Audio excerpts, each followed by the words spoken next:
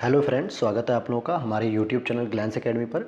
दोस्तों, जैसा कि आप लोगों को पता है कि हम लोग यूपी पीसीएस प्रीलिम्स 2023 के एग्ज़ाम्स को ध्यान में रख के हम लोगों ने प्रीवियस ईयर पेपर की सीरीज को चालू किया है, जिसमें हम लोग 2012 से 2022 तक के पेपर को कंप्लीट सीरीज करेंगे, जिसमें व्याख्या भी है। कुछ प्रीवियस ईयर के पेपर इंपॉर्टेंट है, क्वेश्चन जो रिपीट होते हैं तो आगामी परीक्षा में क्या प्रश्न बन सकते हैं, इन सभी पे बहुत विस्तार से हम लोगों ने चर्चा की है, जिसमें हम लोगों ने लगभग 5 पेपर कंप्लीट कर लिए हैं। 2022, 2021, 2020, 2019, 2018 और अब हम आज पढ़ेंगे 2017 का प्रीवियस ईयर पेपर। साथ ही साथ आप लोगों को मॉडल टेस्ट पेपर भी करने चाहिए, जिससे आप अधिक से अधिक क्वेश्चन का रिवीजन कर सकें। तो उसके लिए भी दृष्टि आईएएस और ध्येय आईएएस के टेस्ट पेपर चैनल पर डाल दिए गए हैं, आप उन्हें भी देख सकते हैं, जिसको एक मैम करा रही हैं और एक मैं करा रहा हूँ।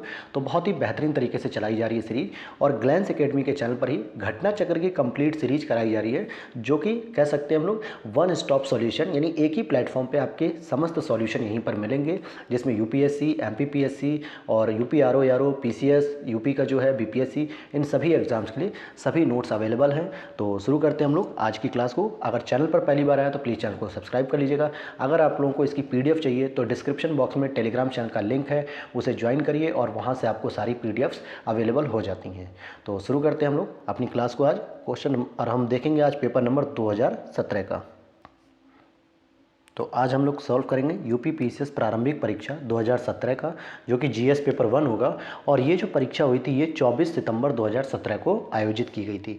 तो आइए, इसमें तो जो है कि सेगमेंट वाइज है, पहले इतिहास के प्रश्न है, फिर उसके बाद पॉलिटी, ज्योग्राफी, इस तरीके से, ताकि आपको मेंटली क्लियर रहना चाहिए कि हम पेपर जो है कि कर रहे हैं तो कौन से कर रहे हैं। तो शुरू करते हैं दोस्तों, जो है कि बिना टाइम गंवाए हुए जो है कि।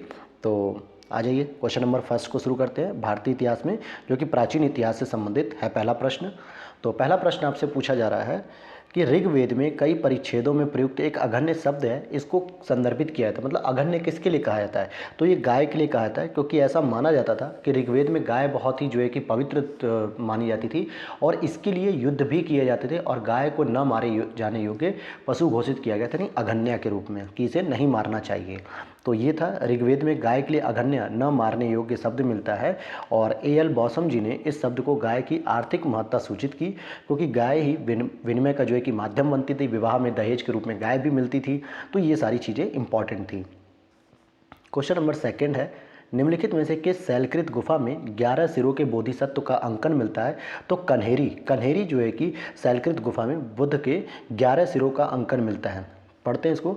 सलसेती द्वीप में स्थित कन्हेरी गुफाएं महाराष्ट्र में मुंबई शहर का एक प्रमुख पर्यटन स्थल है। यह गुफा संजय गांधी राष्ट्रीय उद्यान परिसर में स्थित है। कहाँ पर स्थित है? संजय गांधी राष्ट्रीय उद्यान परिसर। तो एक प्रश्न ये बनता है कि संजय गांधी राष्ट्रीय उद्यान परिसर कहाँ स्थित है? मुंबई में, यानी महाराष्ट्र में।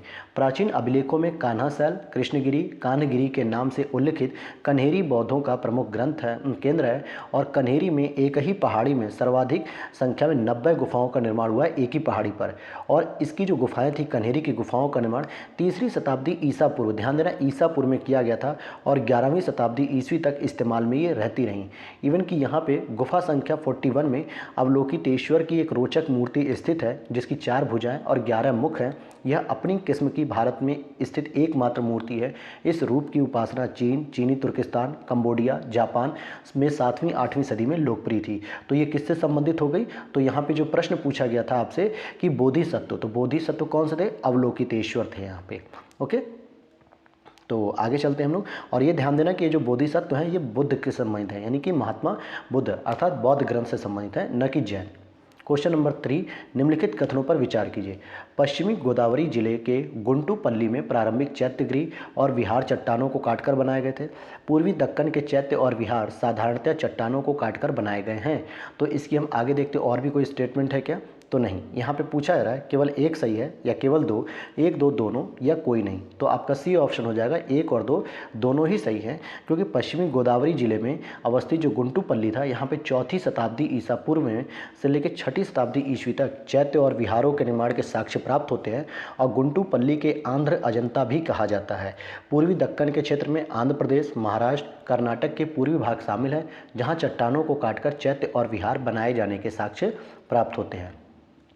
अब यहाँ पर देखेंगे कि तीर्थंकर हैं और इनकी प्रतिमा के जो लक्षण हैं उनको मिलान करना है, जो है कि जैसे आदिनाथ, मल्लीनाथ, पार्श्वनाथ और संभवनाथ। तो यहाँ पर आपको मिलान करने के लिए कुछ सामने जो है कि प्रतीक चिन्ह दिए हुए हैं। तो हम आते हैं सीधे यहाँ पर और इसको समझते हैं कि आदिनाथ के द्वारा तो वृषभ हो जाते हैं। वृषभ मतलब सांड होता है, जो कि बिजार भी कह देते हैं कुछ लोग। और मल्लीनाथ को देखेंगे तो यहाँ पे जल कलश इनका प्रतीक चिन्ह है। पार्श्वनाथ के लिए सर्प है और संभवनाथ के लिए अश्व है। और जबकि महावीर स्वामी के लिए जो है कि सिंह है। क्या है? महावीर स्वामी के लिए सिंह है। क्वेश्चन नंबर नेक्स्ट है सॉरी, बराबर पहाड़ी की गुफाओं के विषय में निम्न में से कौन सा एक सही नहीं है? बराबर पहाड़ी पर कुल 4 गुफाएं हैं और 3 गुफाओं की दीवार पर अशोक के अभिलेख उत्कीर्ण हैं। ये अभिलेख इन गुफाओं को आजीविकाओं को समर्पित होने का उल्लेख करते हैं, मतलब जो आजीवक संप्रदाय थे उसको। और ये अभिलेख ईसा पूर्व 6ठी शताब्दी के हैं। तो यहीं पर यही बस गलत है, क्योंकि ये अभिलेख ईसा पूर्व 6ठी शताब्दी के नहीं हैं। ये कब के हैं? तो ये मुख्य रूप से मौर्य काल के दौरान बनाई गई थी, 322 से 125 मतलब 85 ईसा पूर्व, अर्थात ये 3री सदी ईसा पूर्व से संबंधित हैं। और ये आजीवक संप्रदाय के जो साधु थे उन लोगों को जो है कि गुफा दान में दे दी गई थी अशोक के द्वारा। ठीक है। अच्छा दोस्तों, एक रिक्वेस्ट आपसे रहेगी कि अगर चैनल पर पहली बार आए तो प्लीज़ चैनल को सब्सक्राइब कर लीजिएगा। इस तरीके की नोटिफिकेशंस आपको मिलती रहेंगी। और आज हमारा इस वीडियो का टारगेट है दोस्तों कि 150 लाइक इस पे आ जाने चाहिए। अगर इस पे 150 लाइक आ जाते हैं दोस्तों, तो मैं समझूंगा कि मेरे द्वारा जो प्रयास किया जा रहा है या हमारे चैनल के द्वारा जो प्रयास किया जा रहा है ये वाकई सराहनीय प्रयास है। और आप लोग इस प्रयास को महत्व देते हैं, पसंद करते हैं और लोगों से अधिक शेयर करते हैं। तो बस इतना ही एक छोटा सा है और मुझे भरोसा है कि आप लोग इस चीज़ को भी पूरा कर लोगे। 150 लाइक जरूर इस पे आ जाएंगे। अगला प्रश्न है क्वेश्चन नंबर 6, 6ठी शताब्दी ईसा पूर्व का मत्स्य महाजनपद स्थित था। तो मत्स्य कहाँ था? राजस्थान में था और इसकी राजधानी विराटनगर थी। क्या थी? राजस्थान में जो है कि विराटनगर इसकी राजधानी थी। हालांकि बौद्ध ग्रंथ अंगुत्तर निकाय और जैन ग्रंथ भगवती सूत्र में 6ठी शताब्दी ईसा पूर्व के 16 महाजनपदों की हमें सूची देखने को मिलती है। क्वेश्चन नंबर 7 है, सूची फर्स्ट और सूची सेकंड। तो गांधार कला, जूनागढ़ शिलालेख, मिलिंद पन्नो और तख्त शिलालेख। तो आप देखेंगे कि जो मिलिंद पन्नो है वो तो मिनांडर और नागसेन के बीच की बात है। ठीक है। गांधार कला का विकास कुषाण के समय में हुआ और जूनागढ़ अभिलेख रुद्रदामन प्रथम से है और तक्षशिला लेख पतिक से संबंधित है। तो यहाँ पर देख लेते हैं, गांधार कला का विकास जो है कि सबसे अधिक मथुरा में कुषाण कला के समय में हुआ, यानी कि कुषाणों के समय। और जूनागढ़ अभिलेख रुद्रदामन प्रथम का है जो शक शासक था। मिलिंद पन्नो में जो है कि नागसेन और मिनेंडर के बीच में जो है कि क्या है, एक वाद विवाद की चर्चा है। और तक्षशिला लेख पतिक से संबंधित है या पथिक कह दीजिए। तो यहाँ पे देख सकते हैं बिल्कुल वही मिलान है। और क्वेश्चन नंबर हम नेक्स्ट देखते हैं, क्वेश्चन नंबर 8 है जो मध्यकालीन भारत से संबंधित आ रहा है यहाँ पे प्रश्न। अकबर के शासनकाल में दक्कन में निम्न पद्धतियों में से कौन सा भू राजस्व वसूली का प्रचलित आधार था? कनकूत, जब्त, हल की संख्या या गल्ला बख्शी।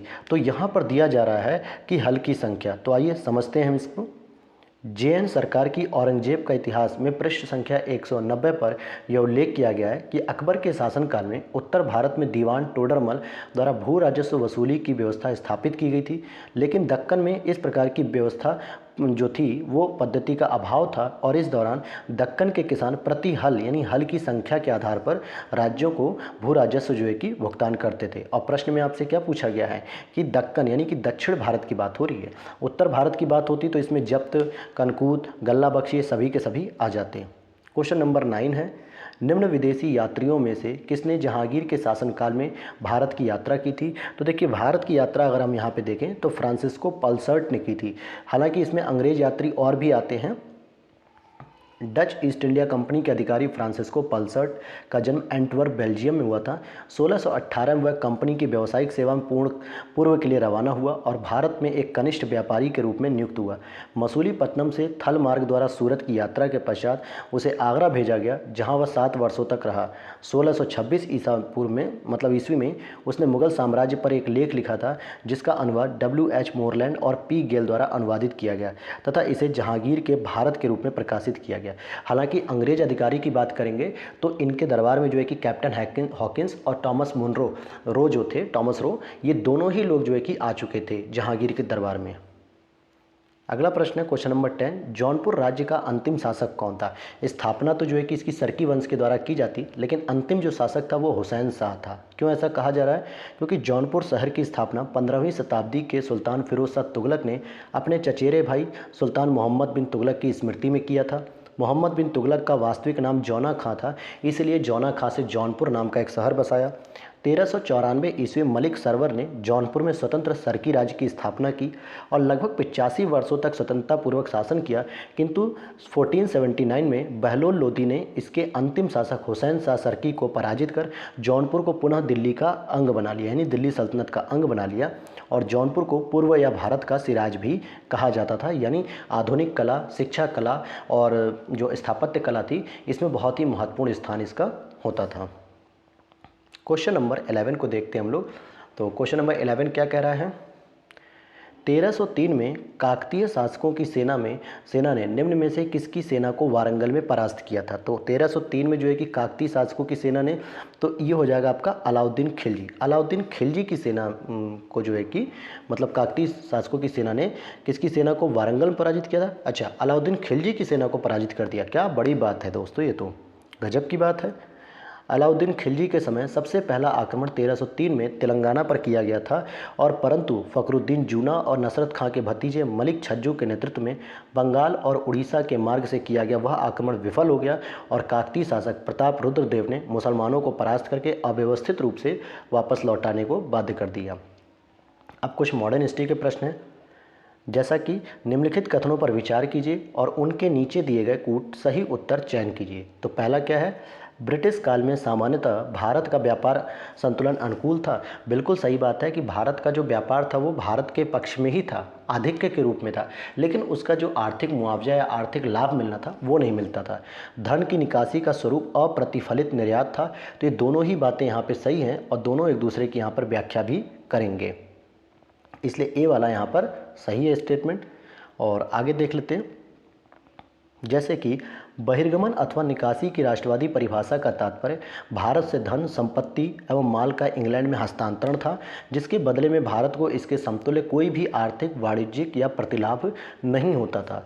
इस दौरान आयात की तुलना में अधिक निर्यात होता था। ईस्ट इंडिया कंपनी के धन निष्कासन के स्रोत थे, जैसे व्यापारिक एकाधिकार से प्राप्त लाभ, कंपनी के कर्मचारियों के वेतन पेंशन, कंपनी के निवेशकों को दिया जाने वाला लाभांश, कंपनी द्वारा जो पैसा इंग्लैंड भेजा जाता था वही पैसा पुनः भारत में विदेशी ऋण या पूंजी निवेश के रूप में प्राप्त हो जाता था। परंतु इस पूंजी निवेश का जो उद्देश्य था वो देश का विकास नहीं बल्कि भारतीय संसाधनों का अधिकाधिक शोषण था। इसीलिए 1813 के पश्चात आर्थिक निकास ने अप्रतिफलित निर्यात का रूप धारण कर लिया और 1914 के पहले अंग्रेजी पूंजी निवेश केवल उन आर्थिक उपसाधनों में लगाए गए जहां से अंग्रेजों को फ़ायदा होता था, जैसे रेलवे, सड़क, व्यापारिक जहाज, खनिज उद्योग, इन सभी पे प्रयोग किए गए।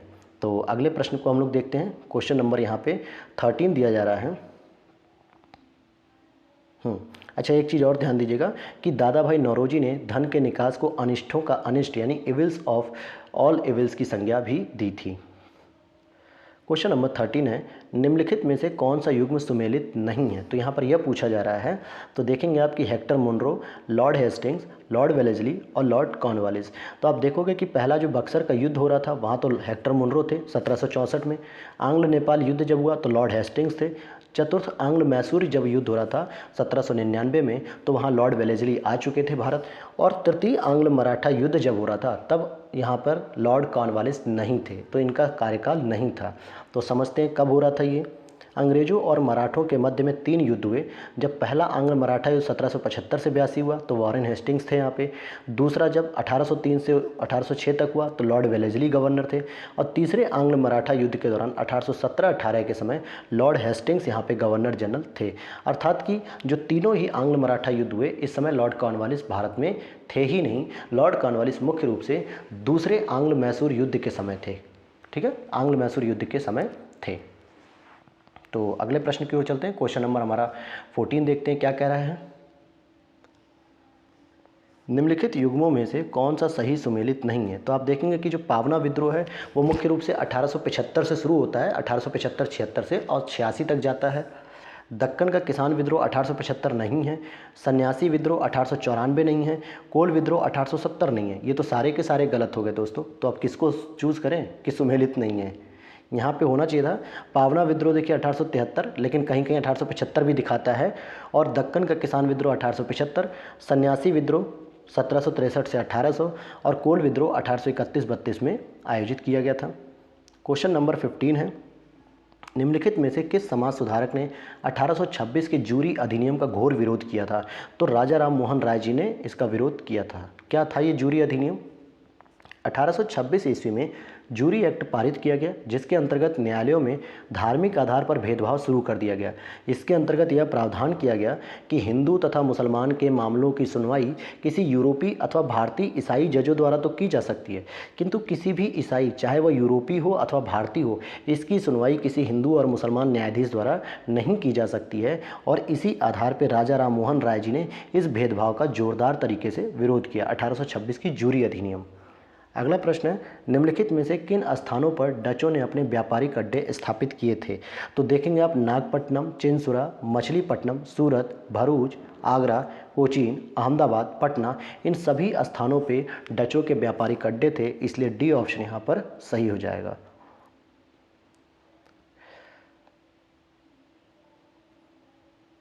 तो आगे बढ़ते हैं हम लोग।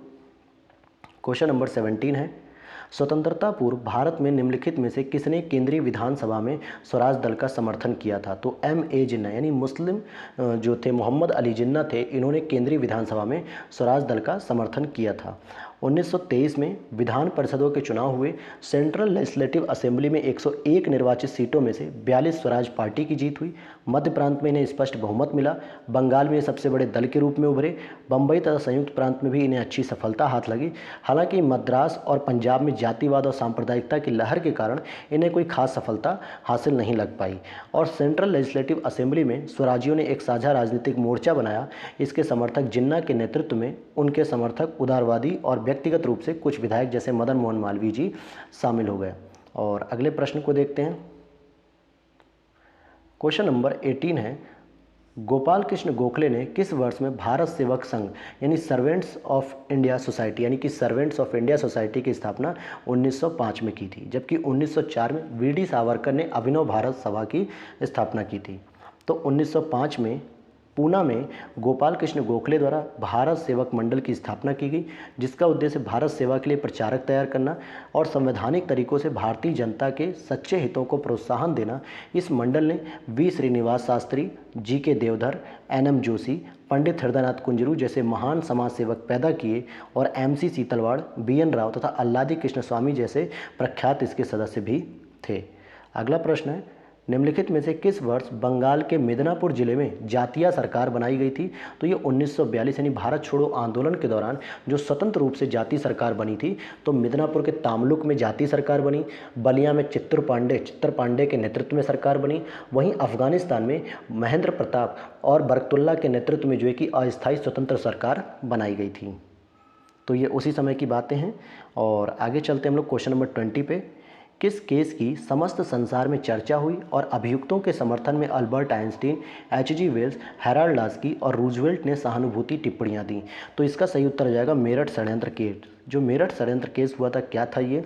1929 से 33 के बीच मेरठ षड्यंत्र मामले में 33 श्रमिक नेताओं पर राजद्रोह का मुकदमा चलाया गया। इसकी समस्त संसार में चर्चा हुई और इतने लोगों ने इसकी जो है कि कटु आलोचना भी की थी। 21 प्रश्न, किसने ईस्ट इंडिया कंपनी के बारे में यह टिप्पणी की कि कंपनी एक असंगति है, परंतु यह उस व्यवस्था का भाग है जहां सब कुछ ही असंगत है? तो इसमें जो उपयुक्त ऑप्शन दिए हुए इनमें से तो किसी ने नहीं कहा था, बल्कि इसको टी.बी. मैकाले ने, जो को भारतीय इतिहास में लॉर्ड मैकाले के नाम से भी जाना जाता है, थॉमस बेबिंगटन मैकाले। इन्होंने 1834 से 38 तक भारत की सुप्रीम काउंसिल में लॉ मेंबर, लॉ कमीशन का प्रधान रहे। द इंडियन पीनल कोड की पांडुलिपि इन्होंने ही तैयार की थी। और मैकाले ने अंग्रेजी को भारत की सरकारी भाषा तथा शिक्षा का माध्यम बनाने की पुरजोर वकालत की। तो इन्होंने ही अपने जो प्रसिद्ध लेख था द मिनट, इसी में कहा कि कंपनी एक असंगति और असंगत ही यहाँ पर सब कुछ है। तो थॉमस बेबिंगटन मैकाले यानी कि टी.बी. मैकाले इनका पूरा नाम था, जबकि विकल्पों में क्या दिया था? जी.बी. मैकाले। क्वेश्चन नंबर 22, नीचे दिए गए कूट का उपयोग करते हुए निम्नलिखित घटनाओं का सही क्रम बताइए। जैसे रॉलेट सत्याग्रह जो हुआ था, रॉलेट विरुद्ध, तो ये तो हुआ था गांधी जी के द्वारा 1919 में। चंपारण गांधी जी ने 1917 में किया। खेड़ा गांधी जी ने जो है कि अहमदाबाद के बाद किया था, यानी कि ये मार्च 1918 में था। और इसके बाद जो अहमदाबाद था ये मान के चलिए कि फरवरी 1918 में किया गया था। तो अब इस हिसाब से आप देखेंगे तो सबसे पहले चंपारण आ जाएगा, फिर अहमदाबाद आएगा, फिर खेड़ा आएगा, फिर रॉलेट आ जाएगा। तो ये इसका सही क्रम हो जाएगा। तो आप यहाँ देख सकते हैं कि चारों घटनाओं में भारत की जो वापसी की थी महात्मा गांधी ने 1915, उसके बाद शुरू किया तो चंपारण 1917 में, फिर खेड़ा में, अहमदाबाद 1918। इसके बाद जो है कि इन्होंने जो फसल बर्बादी के लिए जो चलाया था खेड़ा वाला 1918 मार्च में, और लास्ट में 1919 में क्रांतिकारी गतिविधियों को कुचलने के विरुद्ध, रॉलेट एक्ट के विरुद्ध जो है कि गांधी जी की सक्रिय भूमिका थी। मतलब इन्होंने एक वहाँ पे बनाया इन्होंने इस चीज़ को और आंदोलन शुरू किया। तो अब आता है क्वेश्चन नंबर 23 से भारत के भूगोल से संबंधित। तो आइए यहाँ पे कुछ संस्थान हैं जो कि पूछी जाती हैं। तो आप यहाँ पर देखेंगे कि ये दो ऑप्शन यहाँ हैं, दो ऑप्शन यहाँ हैं। तो हम लोग डायरेक्ट यहाँ पर देखते हैं एक लाइन में ही सीधे। जैसे वन अनुसंधान केंद्र की बात करेंगे तो ये आपके देहरादून में। भारतीय चारागाह और चारा अनुसंधान संस्थान हमारे उत्तर प्रदेश के झांसी में है। केंद्रीय शुष्क एवं अनुसंधान संस्थान जिसको हम कजरी भी कहते हैं, ये जोधपुर राजस्थान। और भारतीय कृषि अनुसंधान संस्थान जिसको Indian council of agriculture research कहते हैं, ICARI, तो ये नई दिल्ली में है। तो ये इसका सही जवाब हो जाएगा। अगला प्रश्न है 24। यहाँ पे पर्वत दर्रा और राज्य पूछ रहा है। जैसे सिपकिला जो है कि हिमाचल प्रदेश में, बोमडिला अरुणाचल प्रदेश में, नाथुला मेघालय में नहीं है दोस्तों, बल्कि ये किस में है, सिक्किम में है, और जोजिला आपके जम्मू कश्मीर में। और यहाँ पूछा क्या गया था, कौन सुमेलित नहीं है। तो सी ऑप्शन यहाँ पे हो जाएगा, क्योंकि जो नाथुला दर्रा है वो आपके हिमाचल प्रदेश में, मतलब सिक्किम में है। सिपकिला दर्रा हिमाचल प्रदेश में, बोमडिला दर्रा अरुणाचल प्रदेश में, जोजिला जम्मू कश्मीर में स्थित है, और नाथुला दर्रा सिक्किम में है। और यह भारतीय क्षेत्र में सिक्किम की राजधानी गंगटोक से 52 किलोमीटर पूर्व में स्थित है, जहां से चीनी क्षेत्र में तिब्बती पठार की चुंबी घाटी में खुलता है, चुंबी घाटी। अगला प्रश्न है, भारत का सर्वाधिक गहराई वाला बंदरगाह कौन सा है। तो पारादीप, जो कि ओडिशा के निकट है पारादीप। तो ये सबसे अधिक गहराई वाला जो है कि पाया जाता है।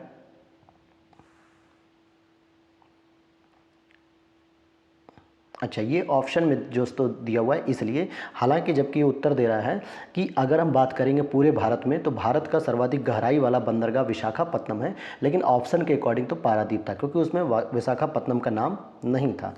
क्वेश्चन नंबर 26 है, निम्नलिखित में से कौन सा विशालतम हिमनद है।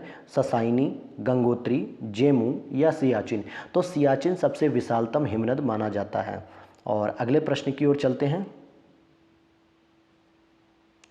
निम्नलिखित लोहा एवं इस्पात कारखानों में से कौन कच्चे माल क्षेत्र के समीप नहीं है।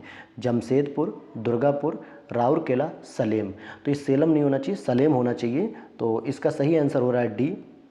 इसकी व्याख्या हम लोग पहले पढ़ेंगे कि लोहा और इस्पात उद्योग में इस्तेमाल किए जाने वाले मुख्य कच्चे सामग्रियों लौह अयस्क, कोयला, मैग्नीज, चूना पत्थर, सिलिका, क्रोमाइट, फेल्सपर, स्क्रैप लोहा इत्यादि शामिल है। और ये सभी कच्चे माल इन 3 क्षेत्रों क्रमशः जमशेदपुर झारखंड, राउरकेला ओडिशा, दुर्गापुर छत्तीसगढ़ आदि के आसपास उपलब्ध हैं। जबकि लौह इस्पात उद्योग कच्चे माल क्षेत्र के समीप है, और जबकि सलेम जो कि तमिलनाडु में आता है, इस्पात संयंत्र के पास इन कच्चे मालों की उपलब्धता नहीं है। मुख्य रूप से ईंधन के लिए कोयले की आवश्यकता होती है। और अगला प्रश्न है 28। कर्क रेखा निम्नलिखित में से किन राज्यों से होकर गुजरती है। तो आपके लिए भी एक प्रश्न है कि आप लोग बताइए कि भारत में कर्क रेखा कितने राज्यों से होकर गुजरती है। उन राज्यों का पूरा क्रम से पश्चिम से पूर्व, ध्यान देना वेस्ट टू ईस्ट में पूछ रहा हूँ, उसका नाम लिखिएगा। और यहाँ का तो सही जवाब हो जाएगा गुजरात हो जाएगा आपका, और दूसरा जो है कि उत्तर प्रदेश, और तीसरा जो है कि झारखंड। छत्तीसगढ़ से होकर नहीं जाती है, इसलिए ये छत्तीसगढ़ से जाती है लेकिन उत्तर प्रदेश से नहीं जाती है। थोड़ा सा मिस्टेक हो गया, कोई नहीं। गुजरात, छत्तीसगढ़ और झारखंड, उत्तर प्रदेश से होके बिल्कुल भी नहीं जाती है, इसलिए ए ऑप्शन यहाँ पर हो जाएगा। अगले प्रश्न को देखते हैं। यहाँ पर आप देख सकते हैं, चलिए मैं आपको यहाँ बता भी देता हूँ कि कर्क रेखा भारत के 8 राज्यों से होकर गुजरती है, जिसमें गुजरात, राजस्थान, मध्य प्रदेश, छत्तीसगढ़, झारखंड, पश्चिम बंगाल, त्रिपुरा और मिजोरम है। कर्क रेखा उत्तरी गोलार्ध में भूमध्य रेखा के समानांतर ग्लोब पर पश्चिम से पूर्व की ओर खींची गई है, जो कि एक काल्पनिक रेखा है और इसकी जो वैल्यू होती है वो 23.5 डिग्री जो है कि नॉर्थ होती है। और साथ ही साथ यह 5 प्रमुख अक्षांश रेखाएं, जो 5 प्रमुख अक्षांश रेखाएं हैं वो है भूमध्य रेखा, मकर रेखा, आर्कटिक रेखा, अंटार्कटिक रेखा और कर्क रेखा, इनमें से ही एक है। अगला प्रश्न है 29, निम्नलिखित पहाड़ी जातियों का पश्चिम से पूर्व सही क्रम क्या है? कि सबसे पहले क्या मिलेगी आपको? गारो पहाड़ी, फिर खासी मिलेगी, फिर जैंतिया, फिर नागा। तो आपको सी ऑप्शन यहाँ पे सही हो जाएगा। अच्छा, गारो, खासी, जैंतिया ये जो तीनों ही पहाड़ियाँ हैं ये मुख्य रूप से मेघालय की पहाड़ियाँ हैं। देखिए, गारो, खासी, जैंतिया मेघालय राज्य में पाई जाती है, जबकि नागा पहाड़ी जो होती है, नागा जनजाति नागालैंड के अलावा मणिपुर और अरुणाचल प्रदेश में भी पाई जाती हैं। इसलिए ये पश्चिम से पूर्व में कैसे हुई? गारो, खासी, जैंतिया और नागा। अगला प्रश्न यहाँ पे, निम्नलिखित में से कौन सा सही युग्म है? तो सही युग्म पूछा जा रहा है, तो आप देखेंगे इदुक्की जो है कि तापीय शक्ति गृह है कि नहीं है, सबरीगिरी जल विद्युत परियोजना, घाट प्रभा सिंचाई परियोजना और रामगंगा बहुउद्देशीय परियोजना। तो सही ऑप्शन हो जाएगा 2, 3, 4, यानी ये 2, 3, 4 तो सही है। और पहला क्यों गलत है? जो कि इदुक्की आपके केरल में स्थित है। तो पढ़ते हैं कि इदुक्की ताप विद्युत केंद्र नहीं बल्कि जल विद्युत परियोजना है, क्योंकि कोस्टल रीजन पे है, इसीलिए जो केरल के इदुक्की जिले में पेरियार नदी पर अवस्थित है। सबरीगिरी जल विद्युत परियोजना केरल राज्य में स्थित है। घाट प्रभा सिंचाई परियोजना रामगंगा बहुउद्देशीय जो नदी घाटी परियोजना है, और ये दोनों ही ताप विद्युत संयंत्र हो जाएंगी। अगला प्रश्न है 31, यहाँ पे जलप्रपात है और यहाँ नदी है, तो हमें इसको मिलान करना है। तो आइए हम सीधे इसकी व्याख्या में चलते हैं, क्योंकि 2 इधर 2 उधर हैं। तो हम लोग सीधे समझते हैं कि दूध सागर जो जलप्रपात है ये मांडवी नदी पर है, कर्नाटक और गोवा की सीमा पर है। डुडुमा जलप्रपात मच्छकुंड यानी कि कोरापुट उड़ीसा में है। गोकाक जलप्रपात घाट प्रभा बेलगांव कर्नाटक में है। और जोग जलप्रपात जो है कि शरावती नदी में कर्नाटक पर स्थित है। क्वेश्चन नंबर 32 है, निम्नलिखित शैल क्रमों में से कौन सा भारत के 90% से अधिक कोयला प्रदान करता है?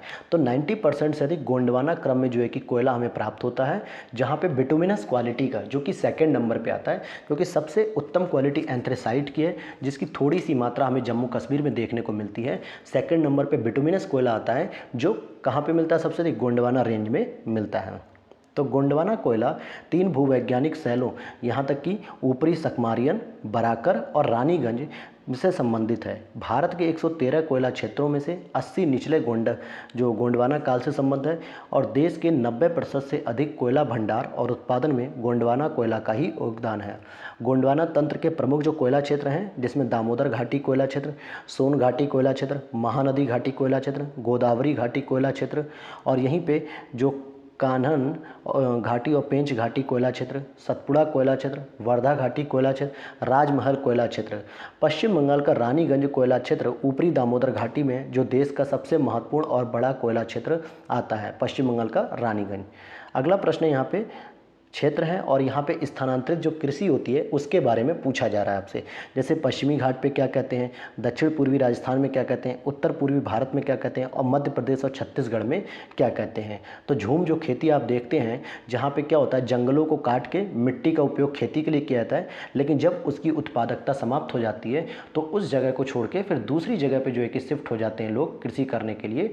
तो यही जो है कि होता है। ओके, तो आप देख सकते हैं यहाँ पे पश्चिमी घाट के लिए कुमारी, दक्षिण पूर्वी राजस्थान के लिए वाल्तेरे मतलब उत्तर पूर्वी भारत में नॉर्थ ईस्ट में झूम कहते हैं, और मध्य प्रदेश छत्तीसगढ़ में इसको डाहिया कहा जाता है। क्या कहा जाता है? डाहिया।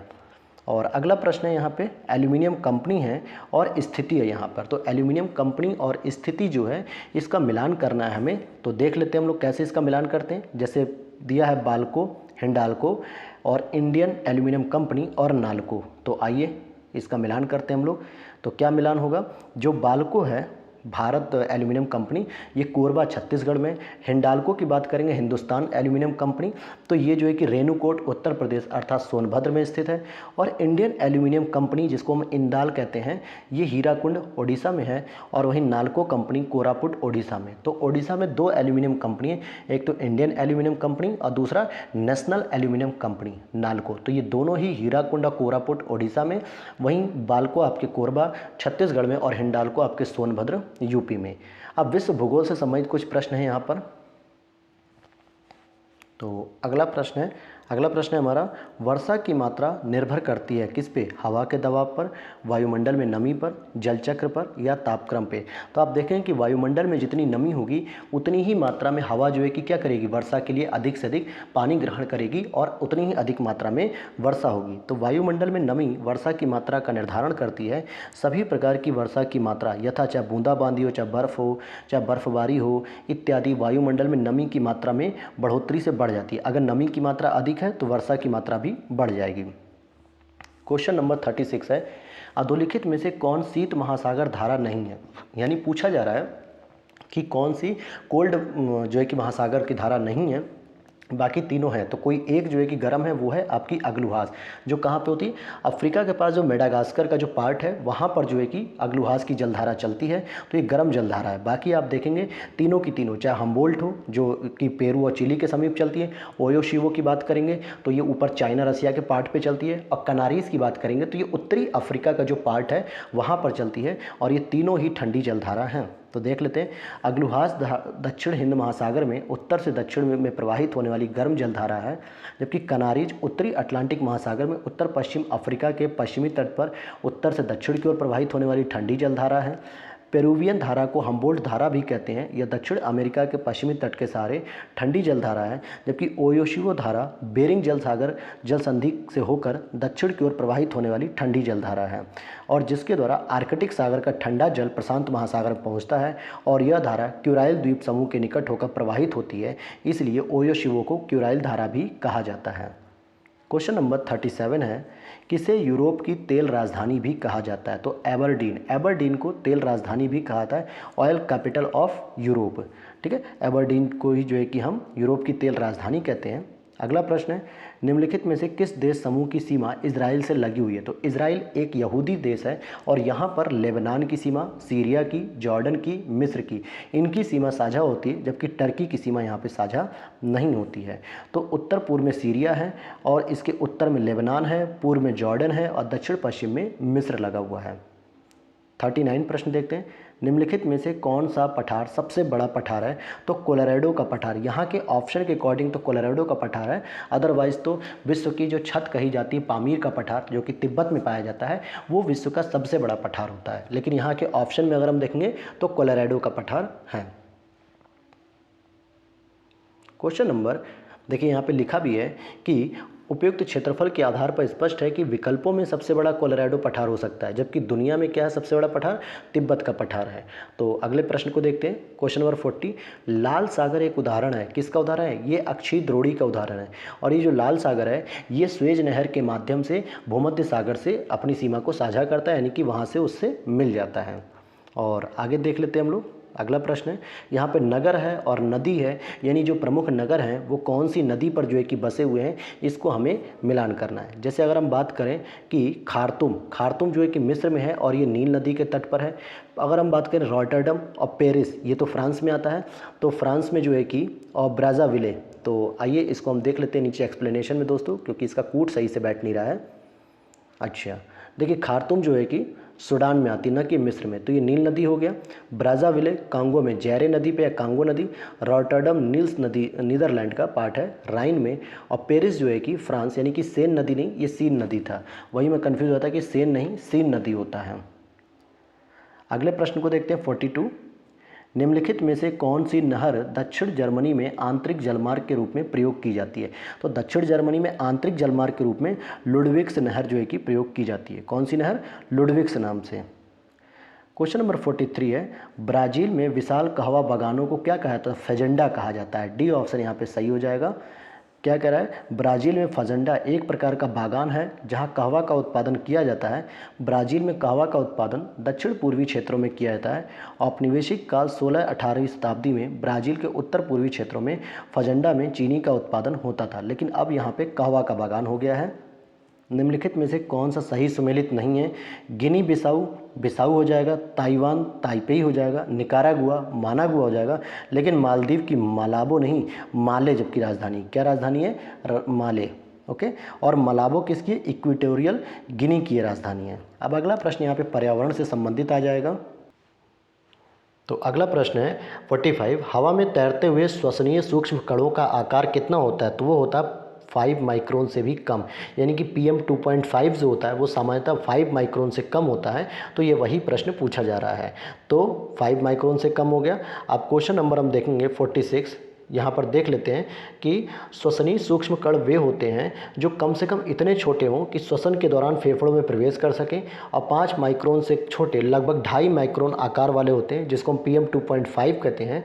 हवा में तैरते सूक्ष्म कण नसिका झिल्ली द्वारा रोके नहीं जा सकते और परिणाम स्वरूप यह श्वसन द्वारा फेफड़ों में पहुँच जाते हैं और विभिन्न रोगों का कारण भी बनते हैं। अगले प्रश्न को देखते हैं।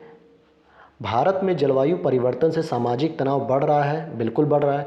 मौसम की चरम दशा की बारंबारता एवं तीव्रता से खाद्य सुरक्षा पर गंभीर प्रभाव पड़ेंगे, इसीलिए सामाजिक तनाव भी बढ़ेगा। तो ए ऑप्शन यहाँ पर सही हो जाएगा कि ए और आर दोनों सही हैं और इसकी एक व्याख्या भी सही करता है। तो हम लोग यहाँ पर समझते हैं अगले प्रश्न की ओर। क्वेश्चन नंबर 47 है, निम्नलिखित में से कौन सा भारत में स्थापित प्रथम राष्ट्रीय उद्यान है? तो देखिए, भारत में जो सबसे पहला राष्ट्रीय उद्यान है वो तो है जिम कॉर्बेट राष्ट्रीय उद्यान, जिसकी स्थापना 1936 में हैली नाम से की गई थी। किस नाम से? हैली राष्ट्रीय उद्यान के नाम से। आगे चल के इसको जिम कॉर्बेट राष्ट्रीय उद्यान का नाम दे दिया गया। अब एक चीज़ और समझिएगा, जो ये है कहाँ पे वैसे, तो ये तो है उत्तराखंड में। गिर वन राष्ट्रीय उद्यान कहाँ पे? गुजरात में। दुधवा राष्ट्रीय उद्यान हमारे लखीमपुर खीरी उत्तर प्रदेश। और ये चंदौली राष्ट्रीय उद्यान, ये चंदौली बनारस वाला नहीं, ये चंदौली महाराष्ट्र में स्थित है। ओके, तो ये आपको मैंने और भी स्टेट बता दिए इसके। तो देखिए यहाँ पर क्या नाम था इसका, 1936 में हैले या हैली के नाम से भी ये जाना जाता था, लेकिन अब इसको जिम कॉर्बेट के नाम से जानते हैं। अधोलिखित में से कौन सा जीव से जैवमंडल तक जैविक संगठन का सही क्रम है? तो सबसे पहले क्या हमें देखने को मिलेगा? जनसंख्या। जनसंख्या के बाद ये कुल मिला के क्या करेंगे? एक समुदाय बनाएंगे और कुछ समुदाय मिलकर एक इकोसिस्टम डेवलप करेंगे, और इकोसिस्टम के बाद हमें भूदृश्य अर्थात कि बायोम देखने को मिलेगा। तो ये छोटे से बड़े की ओर जो है कि ये क्रम जा रहा था। 49 प्रश्न है, निम्न में से कौन सा सही सुमेलित नहीं है? कौन सा सही सुमेलित नहीं है? Carbon dioxide thermal power station स्रोत होते हैं कि थर्मल पावर जो स्टेशन होते हैं, यानी कि जो ताप विद्युत संयंत्र होते हैं, वहाँ से कार्बन डाइऑक्साइड निकलती है। CFC की बात करेंगे तो ऑटोमोबाइल से नहीं, ऑटोमोबाइल से कार्बन मोनोऑक्साइड निकलती है। क्या निकलती है? कार्बन मोनोऑक्साइड निकलती है। जबकि CFC किससे निकलती है? फ्रिज वगैरह की ये जो गैसें होती हैं वहाँ से निकलती है। नाइट्रस ऑक्साइड जलमग्न धान के खेतों से, और सल्फर डाइऑक्साइड ईंट के भट्ठे जो होते हैं जहाँ से धुआं निकलता है वहाँ से निकलती है। अगर हम बात करें कि क्लोरोफ्लोरोकार्बन क्लोरीन और फ्लोरीन एवं ऑक्सीजन से बना मानव निर्मित गैसीय और द्रवीय पदार्थ है, जो कि फ्रिज यानी रेफ्रिजरेटर, AC वगैरह से निकलते हैं, और वायुमंडल में उपस्थित ओजोन के क्षरण का CFC एक प्रमुख कारक भी हो जाता है, क्योंकि CFC के अंतर्गत पाया जाने वाला जो क्लोरीन होता है वही जो है कि इसको हानि पहुंचाता है। अगला प्रश्न है, हरित गृह प्रभाव से वातावरण में निम्नलिखित में से कौन सा परिवर्तन होता है? तो वायुमंडल में कार्बन डाइऑक्साइड की सांद्रता बढ़ जाती है। ये तो मान लो कारण है, जब कार्बन डाइऑक्साइड की सांद्रता बढ़ती है तब हरित गृह प्रभाव दिखने लगता है। वायुमंडल में आर्द्रता बढ़ जाती है, ये गलत है। अभी हम ए ऑप्शन को भी होल्ड करके रख रहे हैं। और यहाँ पे कह रहा है जीवधारियों की संख्या बढ़ जाती है, यह भी गलत है। वायु की गति बढ़ जाती है, यह भी गलत है। अब देखिए, पक्का आयोग ने जो है कि क्या किया होगा? ए ऑप्शन मान लिया होगा, क्योंकि वो ए ऑप्शन यहाँ पे गलत होना चाहिए था। देखते हैं आयोग क्या करता है। आयोग ने बाहर ही कर दिया इससे। अगला प्रश्न, सभी के लिए सतत ऊर्जा, ये पहल है किसकी? संयुक्त राष्ट्र संघ की।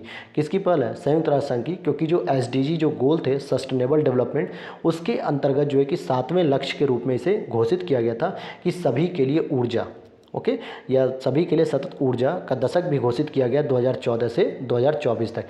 UNO के द्वारा इसे घोषित किया गया 2014 से 2024 तक सभी के लिए सतत ऊर्जा, यानी सस्ती और अफोर्डेबल ऊर्जा प्राप्त होनी चाहिए। 52 प्रश्न देखते हैं, निम्नलिखित में से कौन सा सही सुमेलित नहीं है? यहाँ प्रदूषक हैं और होने वाली बीमारी। पारा की बात करेंगे तो पारा से मिनीमाता रोग होता है। कैडमियम की बात करेंगे तो इससे इटाई रोग होता है। नाइट्रेट आयरन की बात करेंगे तो इससे ब्लू बेबी सिंड्रोम होता है, जिसमें होंठ नीले पड़ जाते हैं। और फ्लोराइड आयन की बात करेंगे तो इससे अपच जैसी बीमारी नहीं होती है। तो आइए देख लेते हैं क्या होता है इससे। फ्लोराइड आयन की अधिकता से दांतों की बीमारी होती है जिसे फ्लोरोसिस कहा जाता है, और इस बीमारी में दांतों का बाह्य आवरण प्रभावित होता है, यानी इनेमल जो सफ़ेद सफ़ेद पार्ट होता है ना, ये धीरे धीरे पीला होने लगता है, आप कितना भी ब्रश कर लीजिए। और डॉक्टर के पास जाएंगे, डॉक्टर तमाम प्रकार के टूथपेस्ट बताएगा अपनी मार्केटिंग करने के लिए। तो क्या समझ में आ गया कि यही समझ में आया कि ऐसे में हमें अपने खान पान को सुधारना चाहिए। आगे देखते हैं 53 प्रश्न, निम्नलिखित में से किसे वायुमंडल के प्राकृतिक संतुलन के लिए कार्बन डाइऑक्साइड की उपयुक्त सांद्रता मानी जाती है। तो 0.03% जो है कि कार्बन डाइऑक्साइड मिलती है, और ये वायुमंडल में पाई जाने वाली चौथी गैस होती है, क्योंकि पहली जो है कि आपकी नाइट्रोजन ऑक्साइड सबसे अधिक होती है, मतलब नाइट्रोजन, दूसरे नंबर पर ऑक्सीजन आती है, और तीसरे नंबर पर आर्गन आती है, फिर चौथे नंबर पर कार्बन डाइऑक्साइड आती है जो कि हमें मिलती है। अगला प्रश्न है, निम्नलिखित में से कौन सा सही सुमेलित नहीं है। तो विश्व पर्यावरण दिवस तो 5 जून को होता है, पृथ्वी दिवस 22 अप्रैल को होता है, तंबाकू निषेध दिवस दोस्तों 5 मई को नहीं बल्कि 31 मई को सेलिब्रेट किया जाता है, और ओजोन दिवस 16 सितंबर होता है। तो सी ऑप्शन यहाँ पे गलत हो गया, क्योंकि ये तंबाकू निषेध दिवस 5 मई नहीं बल्कि 31 मई को सेलिब्रेट किया जाता है। अगला प्रश्न है 55, जैव विविधता को अधिकतम संकट है, किससे अधिकतम संकट है।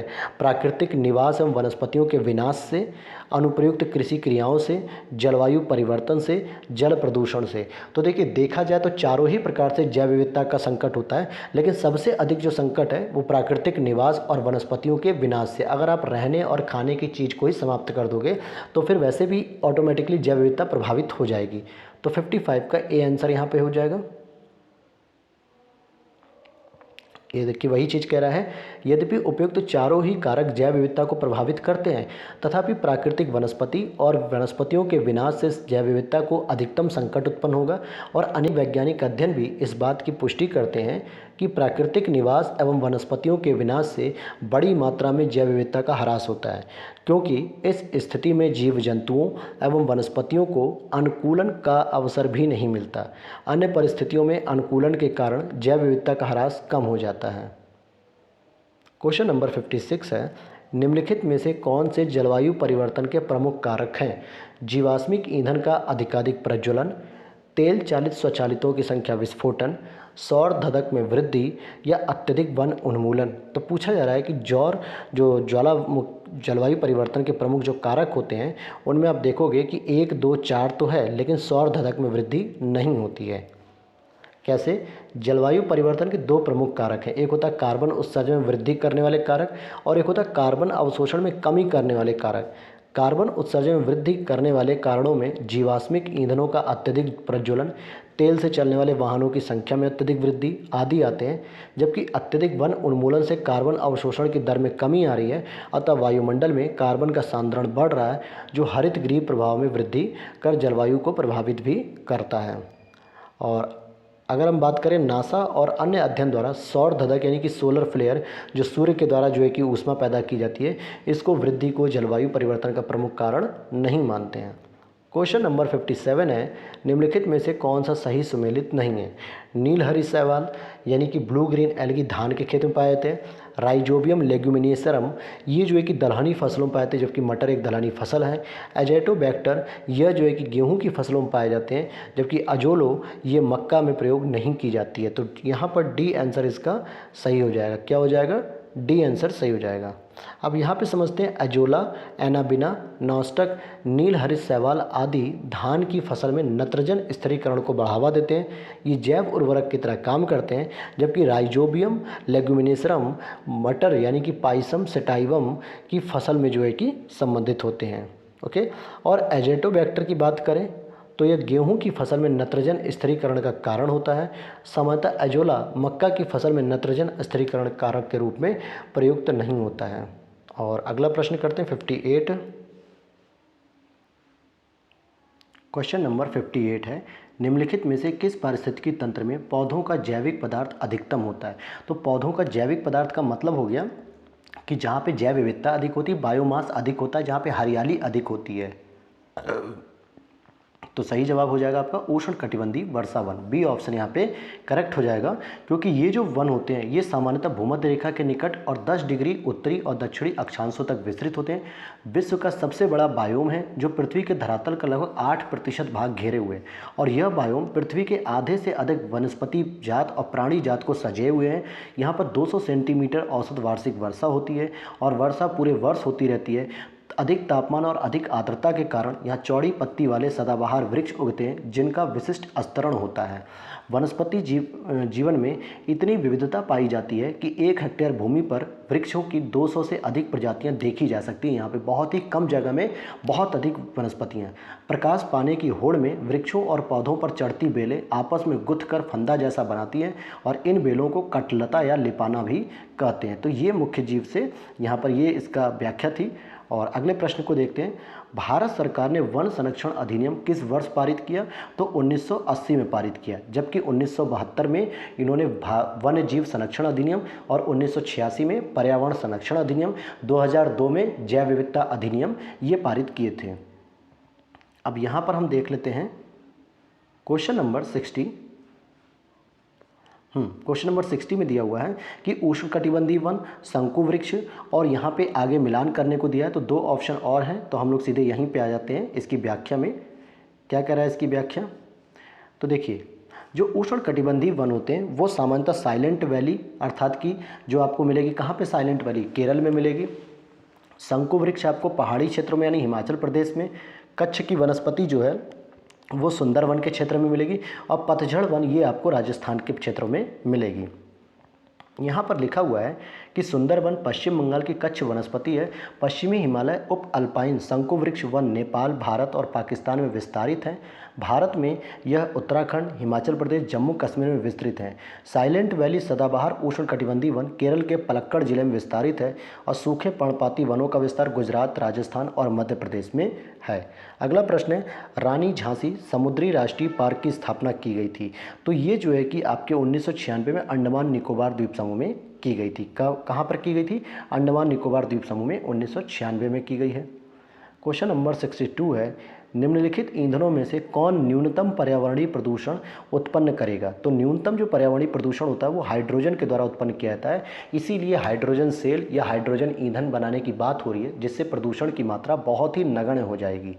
और हाइड्रोजन को छोड़कर शेष जो भी ईंधन दिए गए हैं वो अस्वच्छ यानी कि गैर नवीकरणीय हैं, जैसे कि मिट्टी का तेल, डीजल, कोयला।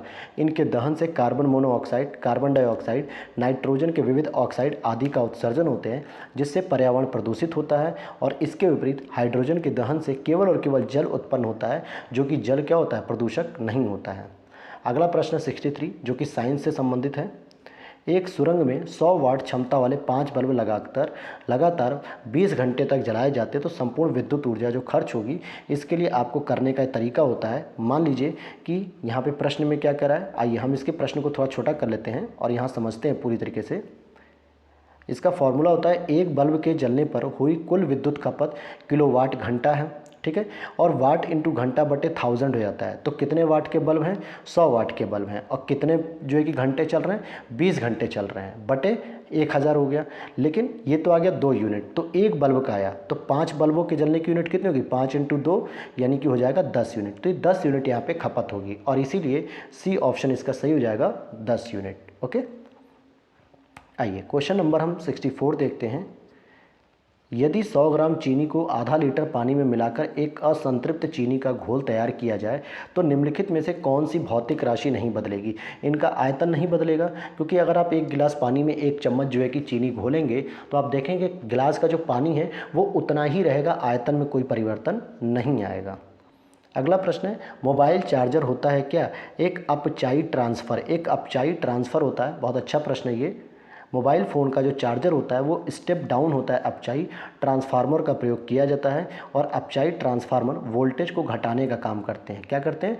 वोल्टेज को घटाने का काम करते हैं। नहीं तो ये जो आपका 240 वाट की जो बिजली आती है, अगर वो वोल्टेज पूरी की पूरी मोबाइल में एक ही साथ चली जाए तो मोबाइल भ्रष्ट हो जाएगा, यानी कि जल के राख हो जाएगा, ठीक है। और क्या करता है चार्जर? इसीलिए उस पूरे पावर को स्लो डाउन कर देता है और धीरे धीरे मोबाइल को चार्ज करता है, जिससे आपका मोबाइल ख़राब नहीं होता है। अगला प्रश्न है, एक कटा हुआ हीरा जगमगाहट के साथ चमकता है। पूर्ण आंतरिक परावर्तन के कारण ही जो है कि वो चमकता है, टोटल इंटरनल जो रिफ्लेक्शन होता है। और जो ऑप्टिकल फाइबर होती है उसमें भी पूर्ण आंतरिक परावर्तन का ही प्रयोग किया जाता है। अगला प्रश्न 67, टेलीविज़न दर्शक डिश एंटीना प्रयुक्त करते हुए बरसात में उपग्रह सिग्नल नहीं प्राप्त करते हैं क्योंकि एंटीना छोटे होते हैं। ऐसा कोई भी कारण नहीं हो सकता। वर्षा की बूंदें रेडियो तरंगों की ऊर्जा अवशोषित करती हैं। वर्षा की बूंदें रेडियो तरंग की ऊर्जा की मूल दिशा को विचलित करती हैं। तो यहाँ पे हो जाएगा 1, 2, 3 तीनों ही यहाँ पर ऑप्शन सही है। बड़ा प्रैक्टिकल ये जो है कि प्रश्न था।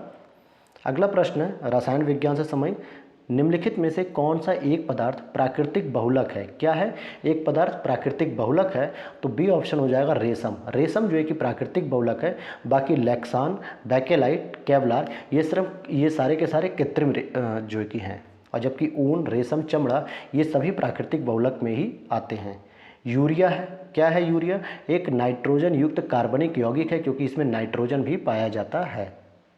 अगला प्रश्न है यहाँ पे क्वेश्चन नंबर 70, एलपीजी सिलेंडर जो हम लोग घरों में यूज करते हैं, गैस का प्रयोग करते हैं, तो इसमें जब रिसाव होने पर एक दुर्गंध आती है तो हमें पता चल जाता है कि गैस लीक कर रही है। तो वो कौन सी गैस होती है? Ethyl mercaptan. इथाइल मरकेप्टेन को डाला जाता है जिससे गैस के रिसाव होने पर एक अलग प्रकार की स्मेल आती है और हम कहते हैं कि हमारी गैस लीक कर रही है। हालांकि उसमें जो गैस में जलने वाला जो पदार्थ होता है वो ब्यूटेन और प्रोपेन होता है, इनका मिश्रण होता है।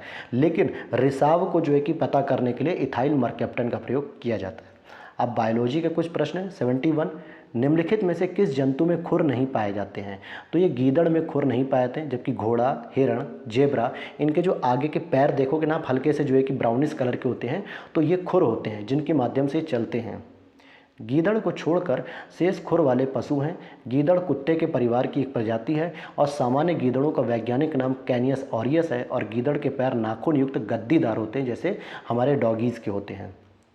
फलों में मीठे स्वाद का कारण क्या होता है? तो फ्रक्टोज। फ्रक्टोज जो शुगर पाई जाती है वो फलों में पाई जाती है। और फ्रक्टोज क्या है? एक मोनोसैकेराइड होती है। क्या होती है?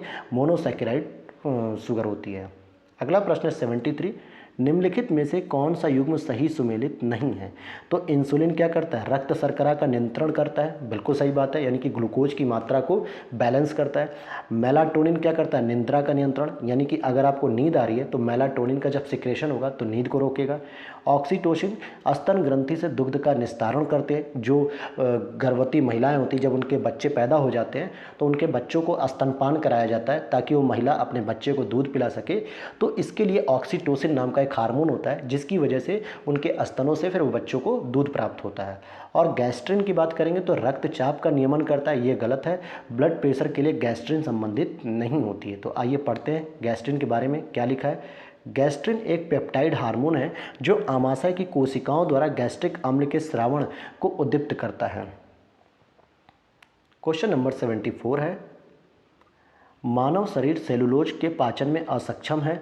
मानव शरीर में स्टार्च, अपघटक, एंजाइम और डाइजेस्ट विद्यमान रहता है। तो आप देखोगे कि यहाँ पर बी ऑप्शन हो जाएगा कि दोनों ही बातें सही हैं लेकिन एक दूसरे की व्याख्या नहीं कर रहे, क्योंकि मानव जो है कि सेलुलोज को पचा नहीं सकता। ओके, मानव का जो पाचन तंत्र में सेलुलोज को पचाने वाले एंजाइम नहीं होते हैं, परंतु स्टार्च, अपघटक एंजाइम, डायस्टेस जो स्टार्च को माल्टोज में तोड़ता है, मनुष्य की लार में पाया जाता है। और अतः दोनों ही कथन सही हैं, परंतु डायस्टेस की वजह से सेलुलोज का पाचन नहीं होगा, यह तर्कसंगत नहीं है। अगला प्रश्न है, सुई चुभाने पर निम्नलिखित अंगों में कौन सा दर्द महसूस नहीं करेगा? तो मस्तिष्क महसूस नहीं करेगा, जबकि त्वचा, हृदय और नेत्र ये तुरंत ही दर्द को महसूस कर लेते हैं। और सुई चबाने पर मस्तिष्क दर्द महसूस नहीं करेगा। तो मस्तिष्क में दर्द ग्राहिकाओं जो पेन रिसेप्टर्स होते हैं उनका अभाव होता है। आयोडीन की कमी से होता है कौन सा रोग? घेंगा रोग होता है, जो ग्वाइटर रोग जिसको हम कहते हैं। सामान्यतः थायराइड हार्मोन के उत्पादन के लिए आयोडीन नामक तत्व आवश्यक होता है। अगर थायराइड हार्मोन का सिक्रेशन नहीं होगा, प्रोडक्शन नहीं होगा, तो आपको क्या होगा? घेंगा रोग होगा। और थायराइड हार्मोन का प्रोडक्शन कब होगा? जब आप आयोडीन जैसे नमक को खाएंगे या आयोडीन चीज़ों को खाएंगे। तो शरीर में आयोडीन की कमी से थायराइड ग्रंथि में वृद्धि हो जाती है और आयोडीन की कमी से घेंगा रोग हो जाता है। क्वेश्चन नंबर 77 है, निम्नलिखित में से कौन सा कार्बनिक अम्ल अंगूर, इमली, केला में प्रचुर मात्रा में पाया जाता है? तो टार्टरिक अम्ल, जो कि हल्का खट्टापन होता है। अब आप कहेंगे सर केला तो मीठा होता है, लेकिन यहाँ लिख रहा है तो हमें मानना है कि अंगूर, इमली और केला में प्रचुर मात्रा में टार्टरिक अम्ल विद्यमान होता है। यह अम्ल नियामक और खाद्य पदार्थों में एंटीऑक्सीडेंट के रूप में उपयोग किया जाता है। 78 प्रश्न है, निम्नलिखित में से किसका मस्तिष्क उसके शरीर के अनुपात में सबसे बड़ा होता है? तो चींटी। आप चींटी को गौर से देखना, उसके पूरे शरीर में क्या होता है, आधा तो शरीर होता है, आधे हिस्से में पूरा शरीर होता है और आधे हिस्से में ऊपर खोपड़ी होती है, जिसे हम कहते हैं उसका मस्तिष्क। तो ये जो है कि सबसे बड़ा होता है। क्वेश्चन नंबर 79 है, पित्ताशय में उपस्थित पत्थर यानी कि जिसको हम लोग कहते हैं कि स्टोन हो जाना, निम्नलिखित में से किसका पाचन प्रभावित करता है? तो ये वसा का प्रभावित करता है। वसा का पाचन इसकी वजह से नहीं हो पाता है। जो पित्ताशय यकृत है यानी कि जो गाल ब्लैडर होते हैं, इसमें उत्पन्न जो पित्त का भंडारण करता है। पित्ताशय के अंदर पित्त अवयवों के संघनन से बना हुआ रवाकृत जमाव ही पित्त की पथरी होती है, जिसको हम लोग कहते हैं स्टोन हो गया है। और पित्त की पथरी वसा युक्त भोजन के पाचन में समस्या उत्पन्न करती है। तो अब देखते हैं हम लोग, अगला प्रश्न है क्वेश्चन नंबर 80, निम्नलिखित में से कौन एक आनुवंशिक रोग नहीं है? यानी जेनेटिक 3 रोग तो हैं लेकिन कोई एक नहीं है। तो रतौंधी जो है विटामिन ए की कमी से होता है, जबकि रंजकहीनता जिसको हम कलर ब्लाइंडनेस कहते हैं, वर्णांधता और हीमोफीलिया, ये तीनों ही जो है कि आनुवंशिक रोग हैं। और यह रोग का वाहक कौन होता है? महिलाएं सामान्यतः इस रोग को लेकर आती हैं। और प्रभावित कौन होता है इससे? पुरुष होता है। और फिर भी आप लोग शादी करके समस्या अपने जीवन में लाने के लिए तैयार रहते हैं। तो आप देख सकते हैं कि बीमारी भी कह रही है कि महिलाएं बीमारी लाती हैं और पुरुष इससे परेशान रहते हैं। खैर ये मैं मजाक में कह रहा हूँ, इसको सीरियस मत लीजिएगा महिला मित्र। रंजकहीनता एक आनुवंशिक रोग है जिसमें त्वचा, बालों और आँखों में मेलानिन नामक रंजक आंशिक या पूर्ण रूप से अनुपस्थित होता है। और हीमोफीलिया जो कि अधिक रक्तस्राव एक आनुवंशिक लिंग संलग्न है, और जबकि वर्णांधता एक्स लिंग संलग्न वंशागति रोग है। जबकि रतौंधी विटामिन ए की कमी से होने वाला रोग है। तो आइए क्वेश्चन नंबर हमारा आता है 81, निम्नलिखित में से कौन सा युग्म सही सुमेलित नहीं है? विटामिन B12 को प्रति रक्तता कारक होता है यहाँ पे, और विटामिन C प्रति स्कर्वी कारक। विटामिन D बंध्यता रोगी नहीं होता है दोस्तों, बल्कि ये तो कैल्शियम की कमी को पूरा करता है, ऑस्टियोपोरोसिस नाम के रोग से संबंधित है। और विटामिन K प्रति रक्तस्रावी कारक। तो यहाँ पे C ऑप्शन यहाँ पे हो जाएगा कि विटामिन D से ये नहीं होता है, बल्कि इसका जो नाम होता है वो होता है कैल्सीफेरॉल। क्वेश्चन नंबर 82 है, यहाँ पे उत्पाद दिए हैं और स्रोत दिए हैं कि कौन किससे पैदा होता है। अब अगर हम बात करें तो कुनैन की बात करेंगे तो ये जो है कि रबड़ की छाल मतलब पेड़ों की छाल से होता है, ध्यान दीजिएगा। और हींग जो होता है, हींग ये आपके फल से होता है, नहीं हींग तने से हो जाएगा, अफीम फल से होगा, और रबड़ जो है कि जड़ से होगी। थोड़ा कन्फ्यूज़न हो रहा है, आइए यहाँ देख लेते हैं कि अफीम जो है कि फल से होता है, हींग जड़ से होता है, रबड़ तना से होता है, और कुनैन जो है कि छाल से होता है। पेड़ों की छाल से प्राप्त किया जाता है। तो आगे देखते हैं हम लोग, अफीम का उत्पादन जो पेपेवर सोमनीफेरम के अधपके फलों के दूध से होता है। और हींग क्या होता है? फेरुला प्रजाति के जो पौधे होते हैं ना, उनकी जड़ों से हींग प्राप्त होती है, जिसे हम लोग खाते हैं। और जबकि रबड़ उसके पौधों की तनों से निकलने वाले तरल पदार्थ जो सफ़ेद रंग का दूध जैसा होता है ना, उससे निकलता है। और कुनैन की बात करेंगे तो इस सिनकोना पौधे की छाल से प्राप्त किया जाता है। अब अगला प्रश्न है 83, कृत्रिम उपग्रह पृथ्वी से सुस्पष्टता से ट्रैक किया जा सकता है किसकी मदद से? डॉपलर प्रभाव के द्वारा उसे ट्रैक किया जा सकता है। अगला प्रश्न है यहाँ पे 84 जो पॉलिटी से संबंधित है, लोकसभा का अधिवेशन गठित करने हेतु कोरम जो होते हैं गणपूर्ति वो कितने होने चाहिए? तो 10वां भाग होना चाहिए। तो सदन के सदस्यों की कुल संख्या का 10वां भाग यहाँ पे सही हो जाएगा कि 1/10 जो अगर सदस्य होंगे तभी जो है कि आपकी कोरम पूरी होगी और आप सदन की जो है कि कार्यवाही को आगे चालू कर सकते हैं। तो यहाँ देखिए, कोरम किसी सभा, संसद, समिति या कार्यकारिणी की बैठक के लिए आगत न्यूनतम आवश्यक सदस्यों की संख्या है। इस न्यूनतम आवश्यक संख्या की उपस्थिति के बिना सभा या समिति या विधायिनी के कार्य को वैधानिकता प्राप्त नहीं होगी। भारतीय गणतंत्र की वर्तमान व्यवस्था के अनुरूप राज्यसभा या लोकसभा का अधिवेशन गठित करने के लिए कोरम सदन के सदस्यों की कुल संख्या का 10वां भाग होती है। और ऐसी जो ये बातें हैं ये अनुच्छेद 100 में लिखी हुई हैं। अगला प्रश्न है यहाँ पे 85 को थोड़ा छोटा करते हैं और यहाँ पे कुछ मिलान करने के लिए संशोधन दिए हुए हैं।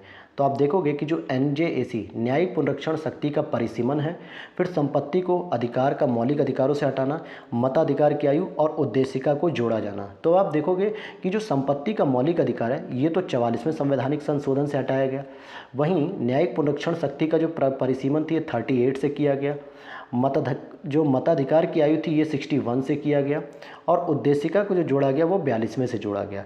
तो ये आप यहाँ से याद कर सकते हैं कि 38 के द्वारा जो जुडिशियल रिव्यू की शक्ति थी उसको सीमित किया जा रहा था संसद के द्वारा, संपत्ति के अधिकार को मौलिक अधिकारों से हटा के एक लीगल राइट बना दिया गया आर्टिकल 300A में, तो 44वें संविधान द्वारा, और मताधिकार की आयु 21 वर्ष से घटा के 18 वर्ष कर दी गई 61वें संविधान संशोधन 1988 के द्वारा, और उद्देशिका में जो पंथ निरपेक्ष, अखंडता, समाजवाद, ये तीनों जो शब्द जोड़े गए ये 42वें संविधान संशोधन के द्वारा जोड़े गए हैं। तो अगले प्रश्न पे हम लोग चलते हैं। आप यहाँ पे देख सकते हो कि जो न्यायिक पुनरीक्षण समिति जो शक्ति का परिसीमन था 38 1975 में, संपत्ति के अधिकार को मौलिक अधिकार से हटाना 44वें के द्वारा 1978 में, और यहाँ पर मताधिकार की आयु 21 वर्ष से घटाकर 18 वर्ष की गई 61वें संविधान संशोधन 1988 में, और उद्देशिका में पंथ निरपेक्ष शब्द का जोड़ा जाना 42वें संविधान संशोधन 1976। अगला प्रश्न है, भारत एवं अमेरिका की राजनीतिक व्यवस्थाओं के बीच निम्नलिखित में से कौन सी विशेषताएं समान हैं? अवशिष्ट शक्तियां केंद्र के पास हैं, गलत, क्योंकि अमेरिका में अवशिष्ट शक्तियां राज्यों के पास हैं। अवशिष्ट शक्तियां राज्यों के पास हैं, गलत, क्योंकि भारत में अवशिष्ट शक्तियां केंद्र के पास है। राष्ट्रपति के पास पॉकेट वीटो की शक्ति है, बिल्कुल सही है, और उच्च सदन में कुछ मनोनीत सदस्य भी होते हैं। तो अब यहाँ पर बात आती है कि क्या अमेरिकी, यहाँ तो होता ही है 12 सदस्य मनोनीत किए जाते हैं राज्यसभा में, क्या अमेरिकी में भी जो है कि ऐसी व्यवस्था है? तो आप देखोगे कि नहीं, केवल तीसरा स्टेटमेंट यहाँ पर सही हो जाएगा। किसी भी विधेयक पर कोई भी कार्यवाही सकारात्मक या नकारात्मक न करने की राष्ट्रपति की शक्ति पॉकेट वीटो के रूप में जानी जाती है, जो कि भारतीय राष्ट्रपति और अमेरिकी राष्ट्रपति दोनों के पास पॉकेट वीटो की शक्ति होती है। यद्यपि अमेरिकी राष्ट्रपति की यह शक्ति भारतीय राष्ट्रपति की इस शक्ति के सापेक्ष छोटी है, क्योंकि उसे विधेयक पर कोई कार्यवाही न किए जाने की स्थिति में 10 दिन में विधेयक को वापस करना होता है, जबकि भारतीय राष्ट्रपति क्या करता है, ऐसी किसी समय अवधि के लिए बाध्यकारी नहीं है, वो उसे चाहे तो रख सकता है अपने पास। ओके, क्वेश्चन नंबर 87 है, भारतीय संविधान में राज्यों की संघ की संकल्पना को प्राप्त किया गया। तो ये कनाडा यानी कि ब्रिटिश नॉर्थ अमेरिका अधिनियम जो था उससे लिया गया है, अर्थात कनाडा से। क्वेश्चन नंबर 88 है, भारत में न्यायिक पुनरीक्षण का अधिकार क्षेत्र सीमित है। भारतीय संविधान में कुछ उधार की वस्तुएं हैं।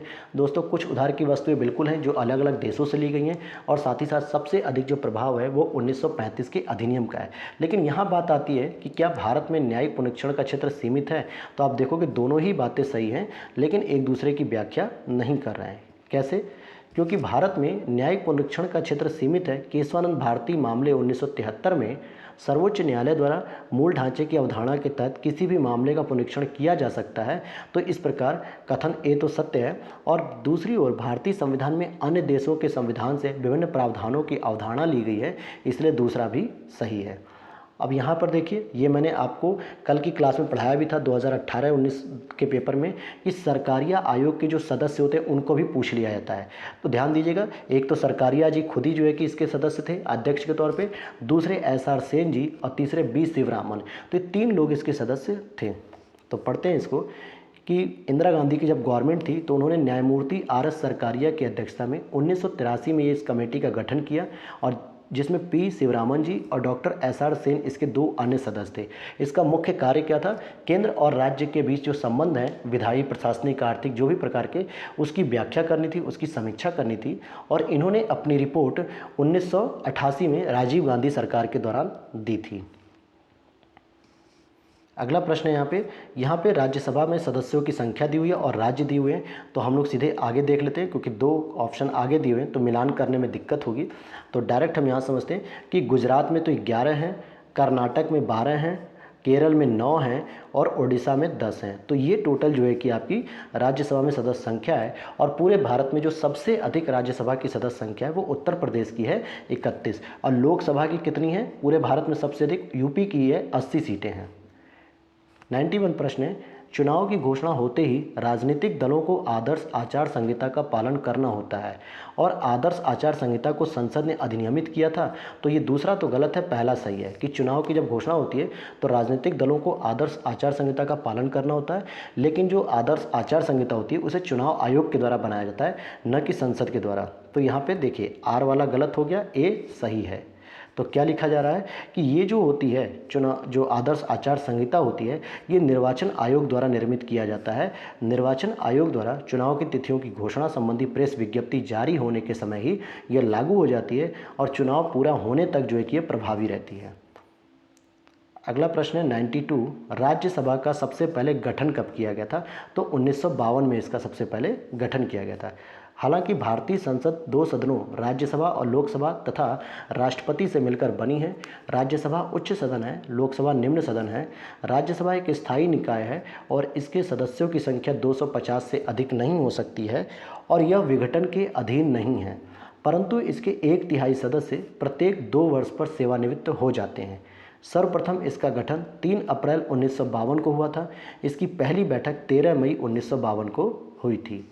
क्वेश्चन नंबर 93 है, निम्नलिखित में से कौन अंतर्राज्यीय परिषद गठन के लिए अधिकृत है? तो अंतर्राज्यीय परिषद जो आर्टिकल 263 है उसके अंतर्गत राष्ट्रपति इसे गठित करते हैं। भारतीय संविधान के अनुच्छेद 263 के तहत केंद्र राज्य संबंधों में विवादों का समाधान करने और परस्पर सहयोग के क्षेत्रों के विकास के उद्देश्य से अंतर्राज्यीय परिषद की गठन की स्थापना करते हैं राष्ट्रपति जी। और सरकारिया आयोग ने जब सिफारिश की थी तो पहली बार 28 मई 1990 को राष्ट्रपति के आदेश के अंतर्गत अंतर्राज्यीय परिषद का गठन किया गया और उस समय सरकार वीपी नरसिम्हा राव की थी, वीपी नरसिम्हा राव की थी। और इसमें कौन कौन होता है? तो इसमें अध्यक्ष प्रधानमंत्री होते हैं और सदस्य कौन होते हैं? सभी राज्यों के मुख्यमंत्री इसमें सदस्य भी शामिल होते हैं। साथ ही साथ कैबिनेट मंत्री परिषद से कैबिनेट रैंक के 6 मंत्रियों को प्रधानमंत्री सदस्य के रूप में नामित करते हैं और कैबिनेट रैंक के 4 मंत्री सदस्यों के रूप में स्थायी आमंत्रित होते हैं, मतलब परमानेंट रहते हैं इसमें। अगला प्रश्न है यहाँ पे, निम्नलिखित में से कौन सा सही सुमेलित नहीं है? तो प्रश्न को थोड़ा सा छोटा करते हैं और यहाँ पे पूछा जा रहा है आपसे कि क्या पूछा जा रहा है? नीति निनुमोदन प्रस्ताव जो होता है बजट की मांग को घटाकर 1 रुपया कर दिया जाता है। ये बात सही, क्योंकि ये कटौती प्रस्ताव से संबंधित है। और मितव्ययिता प्रस्ताव, बजट की मांग में से एक निर्दिष्ट राशि घटा दी जाती है। सांकेतिक प्रस्ताव, बजट की मांग में से 100 रुपया कम कर दिए जाएँ। और लेखानुदान, बजट मांगों को पूर्ण रूप से वित्तीय वर्ष के लिए पारित किया जाना, ये बिल्कुल गलत है। लेखानुदान सरकार के द्वारा पारित कराया था, मतलब सरकार के द्वारा प्रस्तुत किया था वोट एंड अकाउंट। उसमें यह होता है कि जब तक बजट पारित नहीं पा रहा है 1 से 2 महीने के अंदर, तब तक सरकार के खर्च के लिए कुछ पैसा चाहिए जो संसद के बहुमत के, मतलब संसद में वोटिंग के माध्यम से इसे निकाला जा सकता है। तो ये सरकार को अपने खर्चों के लिए दिया जाता है ये पैसा। अब वो खर्चे अय्यासी के लिए नहीं होते दोस्तों, उड़ाने के लिए नहीं होते, बल्कि अपने प्रशासनिक व्यय के लिए होते हैं। ठीक है, तो आप यहाँ पे समझ सकते हैं कि बजट प्रस्तुतिकरण एवं बजट मांगों से सदन से पारित होने के मध्य समय में प्रशासनिक व्यय को पूरा करने के लिए लेखानुदान की मांग की जाती है और यह बजट पारित होने से पहले के प्रशासनिक व्यय हेतु आवश्यकता की पूर्ति के लिए एक अग्रिम मांग होती है। क्वेश्चन नंबर 95 है, भारतीय संविधान की 3य अनुसूची में निम्न में से क्या उपबंधित है? संघ के मंत्री के लिए पद की शपथ का प्रारूप है, सही है। उच्चतम न्यायालय के मुख्य न्यायाधीश द्वारा ली जाने वाली शपथ का प्रारूप है, यह भी सही है। भारत के राष्ट्रपति के लिए पद की शपथ का प्रारूप है, ये गलत है। भारत के राष्ट्रपति के लिए शपथ का जो प्रारूप है वो अलग से आर्टिकल के अंतर्गत दिया गया है, लेकिन 3री अनुसूची में शामिल नहीं है। और संसद के सदस्यों द्वारा ली जाने वाली शपथ का प्रारूप भी इसके अंतर्गत आता है। तो सही जवाब हो जाएगा 1, 2, 4, अर्थात कि सी ऑप्शन इज करेक्ट हो जाएगा। तो बात करते हैं जो 3री अनुसूची होती है, इसमें शपथ या प्रतिज्ञान के प्रारूप से संबंधित है, जिसमें गोपनीयता की शपथ ली जाती है। और कौन कौन लेता है अगर आप देखेंगे, संघ के मंत्री, संसद के निर्वाचन के अभ्यर्थी, संसद के सदस्य, उच्चतम न्यायालय के न्यायाधीश और भारत के महानियंत्रक महालेखा परीक्षक, किसी राज्य के मंत्री, राज्य विधानमंडल के निर्वाचन के अभ्यर्थी और राज्य विधानमंडल के सदस्य, उच्च न्यायालय के न्यायाधीश।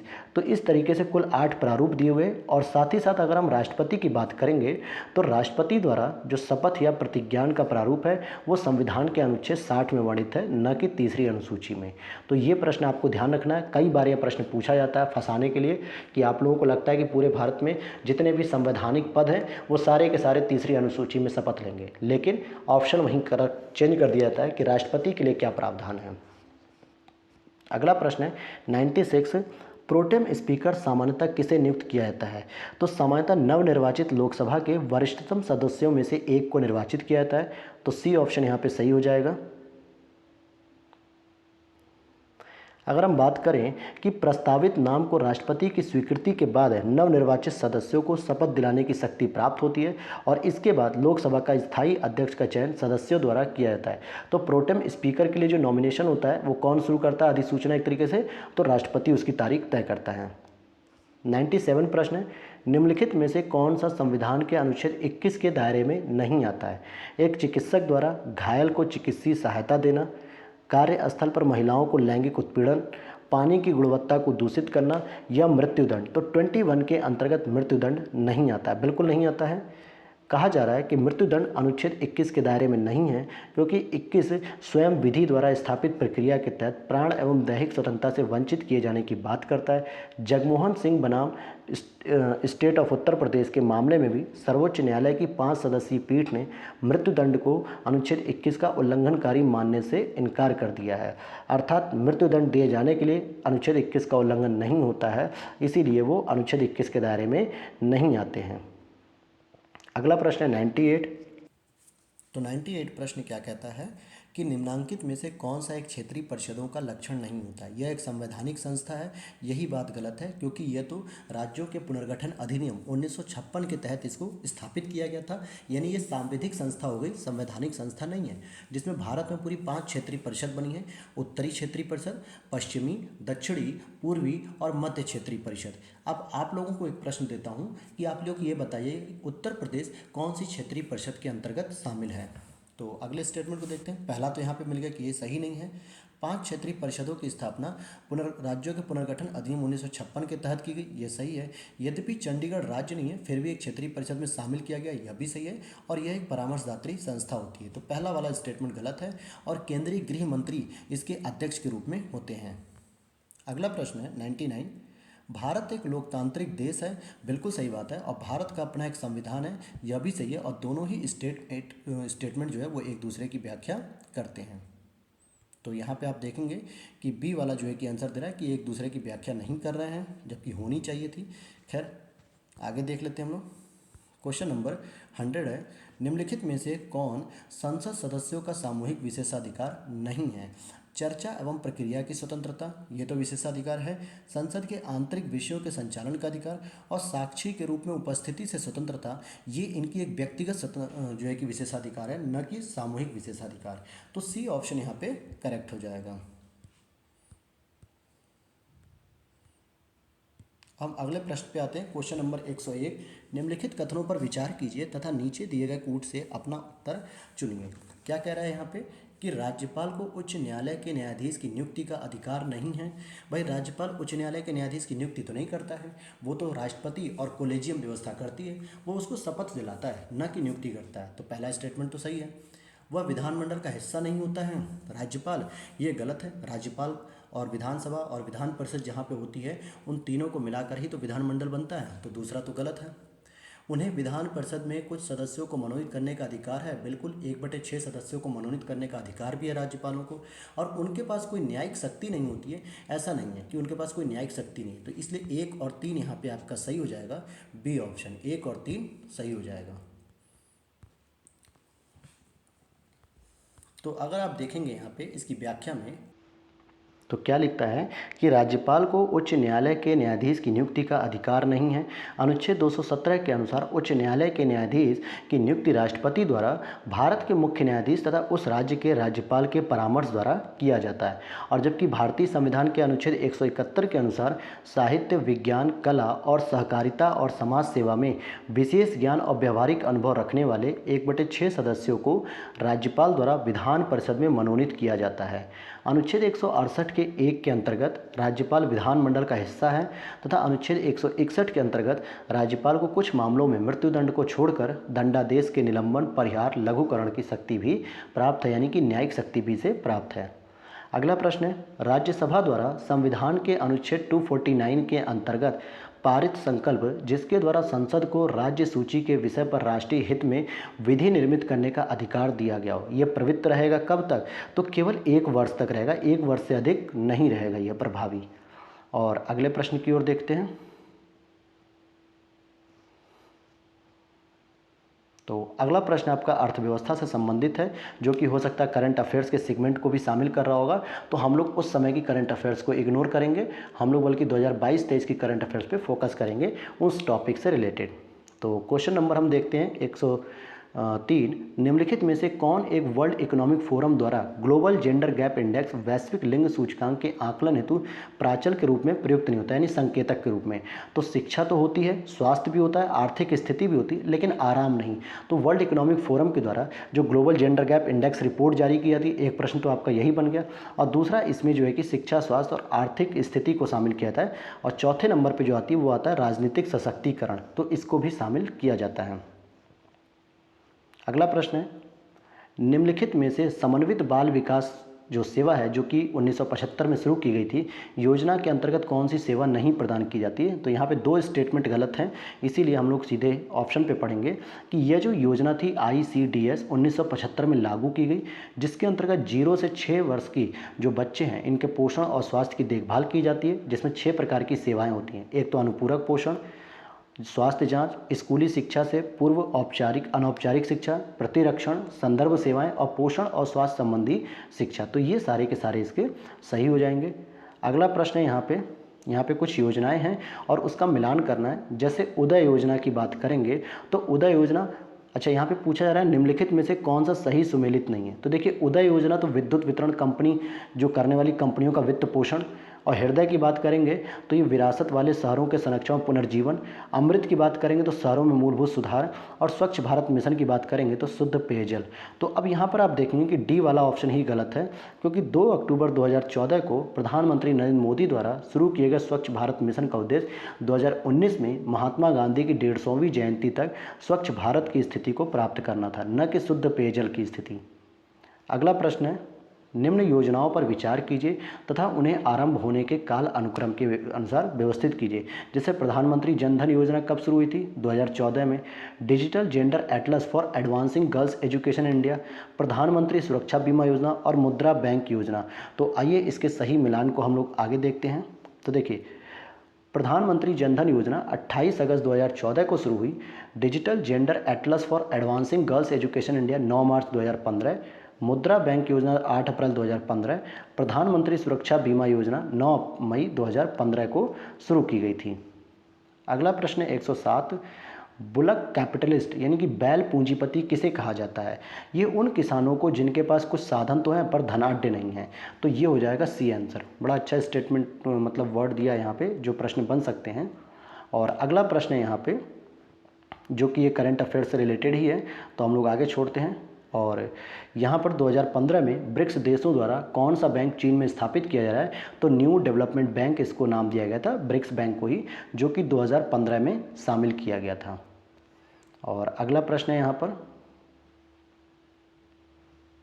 भारत सरकार द्वारा आरंभ की गई निम्नलिखित योजनाओं को समय के क्रम के अनुसार व्यवस्थित कीजिए। सुकन्या समृद्धि योजना, अटल पेंशन योजना, मेक इन इंडिया और प्रधानमंत्री जन धन योजना। तो इनका ईयर आपको पता रहना चाहिए। तो यहाँ पर तो स्टार बना है क्योंकि ये गलत मैचिंग दी है। तो हम देखते हैं सुकन्या समृद्धि योजना 22 जनवरी 2015, अटल पेंशन योजना 9 मई 2015, मेक इन इंडिया कार्यक्रम 25 सितंबर 2014, प्रधानमंत्री जनधन योजना 28 अगस्त 2014। तो सबसे पहले आपकी प्रधानमंत्री जनधन योजना है, फिर मेक इन इंडिया है, फिर अटल पेंशन योजना और फिर सुकन्या समृद्धि योजना। और अगले प्रश्न को देखते हैं हम लोग। सामाजिक सुरक्षा अधिनियम 2008 के अंतर्गत प्रारंभ की गई राष्ट्रीय स्वास्थ्य बीमा योजना आच्छादित करती है किसको? केवल असंगठित क्षेत्र के श्रमिकों को आच्छादित करती है। किसको? असंगठित क्षेत्र के श्रमिकों को। और सामान्यतः 1 अप्रैल 2015 को इस योजना के कार्यान्वयन की जिम्मेदारी स्वास्थ्य एवं परिवार कल्याण मंत्रालय को सौंप दी गई, जबकि इससे पूर्व यह श्रम एवं रोजगार मंत्रालय द्वारा कार्यान्वित की जा रही थी। और 2008 के तहत कुल 10 सामाजिक सुरक्षा योजनाओं को इसमें शामिल किया गया है। अगला प्रश्न है 112 नंबर का प्रश्न। 11वीं योजना के दौरान शिशु मृत्यु दर को कम करने का लक्ष्य रखा गया था। तो अब हम इसकी बात नहीं करेंगे, ये तो 28 प्रति 1000 लाइव बर्थ थी, लेकिन अब जो है हमारा 2.0 जो है कि फर्टिलिटी रेट भी हो चुकी है। अगला प्रश्न है भारत सरकार द्वारा अनुमोदित सक्षम परियोजना, जो सक्षम परियोजना वो किससे थी? नवीन अप्रत्यक्ष कर नेटवर्क से, जो इनडायरेक्ट टैक्स थी, लेकिन अब तो आगे चल के जीएसटी बन गया, तो ये सारी समस्याएं यहाँ पे समाप्त हो गई। अगला प्रश्न है स्टार्टअप्स की विशेष आवश्यकताओं को पूरा किया जाता है किसके द्वारा? दूत निवेशकों के माध्यम से। बिल्कुल सही, जिसको हम जोखिम मतलब एंजल टैक्स के रूप में आते हैं, नहीं एंजल प्रॉपर्टी, जोखिम युक्त यानी कि कैपिटल जो लगती है, यानी कि वेंचर कैपिटल कहते हैं। भीड़ वित्त पोषण के माध्यम से, यह भी सही है। तो डी ऑप्शन हो जाएगा कि सभी के प्रकार से इसकी आवश्यकताओं को पूरा किया जाता है। और अगला प्रश्न है जनसंख्या और नगरीकरण से संबंधित निम्नलिखित में से कौन सा एक राज्य आर्थिक दृष्टि से सबसे ऊपर किंतु लिंगानुपात के आधार पर सबसे कम? और यही सेम प्रश्न मेरे दोस्तों, सेम प्रश्न इससे पीछे वाले प्रश्न जो हमने चैप्टर किया है कल के पेपर में 2018 वाले में, सेम प्रश्न ये रिपीट किया है। तो हरियाणा इसका सही उत्तर हो जाएगा। हरियाणा का लिंगानुपात जो है पूरे भारत में सबसे कम है 879। अगला प्रश्न है 2011 की जनगणना के अनुसार निम्नलिखित राज्यों में से किसमें अनुसूचित जनजातियों की संख्या प्रतिशत उसकी कुल जनसंख्या के प्रतिशत के हिसाब से न्यूनतम है? तो वो है उत्तर प्रदेश। उत्तर प्रदेश में सबसे न्यूनतम जो है कि जनजाति पाए जाते हैं। क्वेश्चन नंबर नेक्स्ट, 2011 की जनगणना के अनुसार निम्न में से किस राज्य में जनसंख्या में कमी आई थी? तो नागालैंड में जो है कि ये जनसंख्या में कमी आई है। और अगले प्रश्न की ओर देखें जो कि राज्य विशेष है। सूची फर्स्ट और सूची सेकंड का मिलान करना है। तो यहाँ पे आप देखेंगे कि खेल का सामान कहाँ बनता है? मेरठ में। दिया सलाई कहाँ बनती है? बरेली में। पीतल का सामान मुरादाबाद में। और लकड़ी पर नक्काशी जो होती है वो कहाँ पे होती है? सहारनपुर में होती है। अगला प्रश्न है उत्तर प्रदेश में कितने कृषि जलवायु क्षेत्र पाए जाते हैं? तो आप देखें कि उत्तर प्रदेश में टोटल 9 कृषि जलवायु क्षेत्र पाए जाते हैं। कितने पाए जाते हैं? 9 कृषि जलवायु क्षेत्र। अब यह आता है आपका समसामयिकी जो कि करंट अफेयर्स है। तो इसमें देखते हैं कि कुछ टॉपिक ऐसे होंगे जो हमारे काम के होंगे तो हम उसे पढ़ेंगे, बाकी 2017-16 की जो करंट अफेयर्स है उससे हमारा कोई मतलब नहीं होना चाहिए।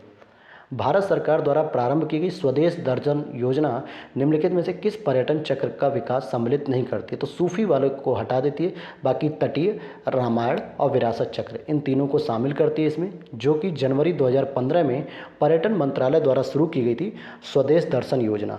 तो इसकी थीम जो है कि 13 परिपथों की पहचान इसमें करता है, जैसे कि बौद्ध परिपथ होगा, पूर्वोत्तर भारत परिपथ, हिमालयन परिपथ, तटीय परिपथ, मरुस्थल, आध्यात्मिक, जनजाति, रामायण, वन्यजीव। तो ये सारे के सारे इसके अंतर्गत आते हैं।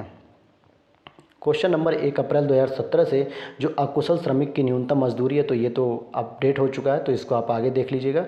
और नेशनल फैमिली हेल्थ सर्वे 3 छोड़िए दोस्तों, अब तो 5 आ गया है, तो 5 वाला देखना है, तो ये भी हटते हैं।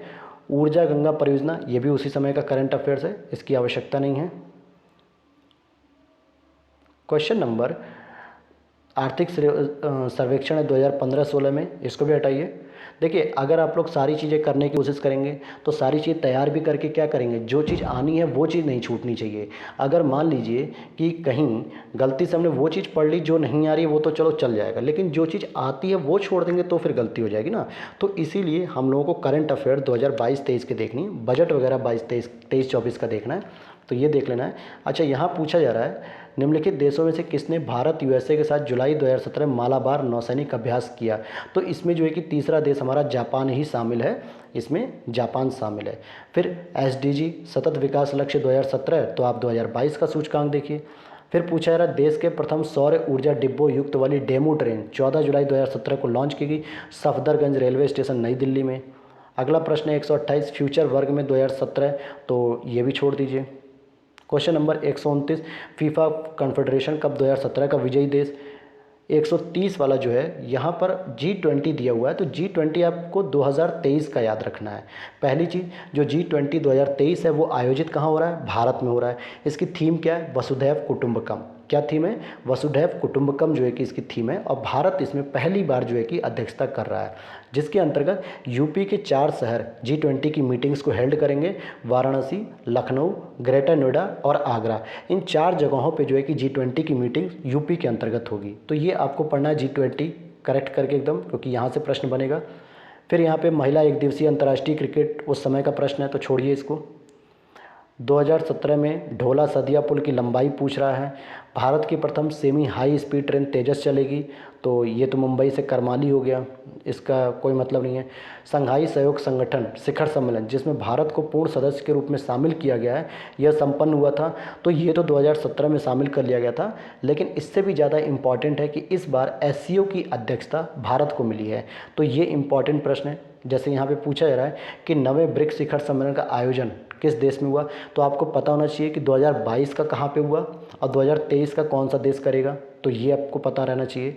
फिर शहरी मंत्रालय द्वारा 2017 में जारी की गई सबसे गंदा शहर, तो सबसे गंदा शहर 2017 का छोड़ो, 2022-23 का देखो। फिर 2016 का सरस्वती सम्मान पूछ रहा है, तो आपको 2022 का पता चल होना चाहिए। जो शरद कुमार लिम्बाम्बे थे, तो उनके नाम को याद रखिए। वहीं विश्व जनसंख्या दिवस जो कि कब होता है? 11 जुलाई को सेलिब्रेट किया जाता है। इसकी 2022 की थीम को पता रखिए कि कितनी है थीम। देखिए कुछ काम आप लोग भी करेंगे तभी तो तैयारी पूरी हो पाएगी ना। सारी चीज़ों को जो है कि अगर मैं खोजूंगा तो फिर आप लोग क्या करेंगे? तो आप लोग को भी जब तक खुद से एक्टिव नहीं होंगे तब तक जो है कि आप कोई भी चीज़ पढ़ लीजिए, उससे कोई मतलब नहीं निकलेगा। तो अगला देख लेते हैं प्रश्न। यहाँ पे ये सब करंट अफेयर्स चल रहा है, तो करंट अफेयर्स के प्रश्नों को हमें करना नहीं है बिल्कुल भी, क्योंकि ये सब पुराने हो चुके हैं और ऐसे करंट अफेयर्स की आवश्यकता हमारे लिए नहीं है बिल्कुल भी। और आप देखेंगे कि कोई भी क्वेश्चन यहाँ पे अब स्टैटिक पोर्शन से रिलेटेड नहीं है। हाँ, विविध आ रहा है। विविध के 2 प्रश्न हैं कि जैसे निम्नलिखित में से किस वर्ष में संयुक्त राष्ट्र संघ ने परम गरीबी की परिभाषा अंगीकृत की थी? तो 1995 में जो है कि परम गरीबी शब्द जो कि 1995 में कोपेनहेगन डेनमार्क में आयोजित सामाजिक विकास के लिए विश्व शिखर सम्मेलन में संयुक्त राष्ट्र ने गरीबी को निम्न 2 रूपों में परिभाषित किया था। एक तो था परम गरीबी और दूसरा था समग्र गरीबी। ठीक है, तो ये था आपका, तो इस तौर पे जो है कि इसने संयुक्त राष्ट्र सम्मेलन किया था। और 149 है कि यूनेस्को के तत्वाधान में सामाजिक विकास पर प्रथम विश्व शिखर सम्मेलन कहाँ पर आयोजित किया गया? तो ये कोपेनहेगन में था 1995।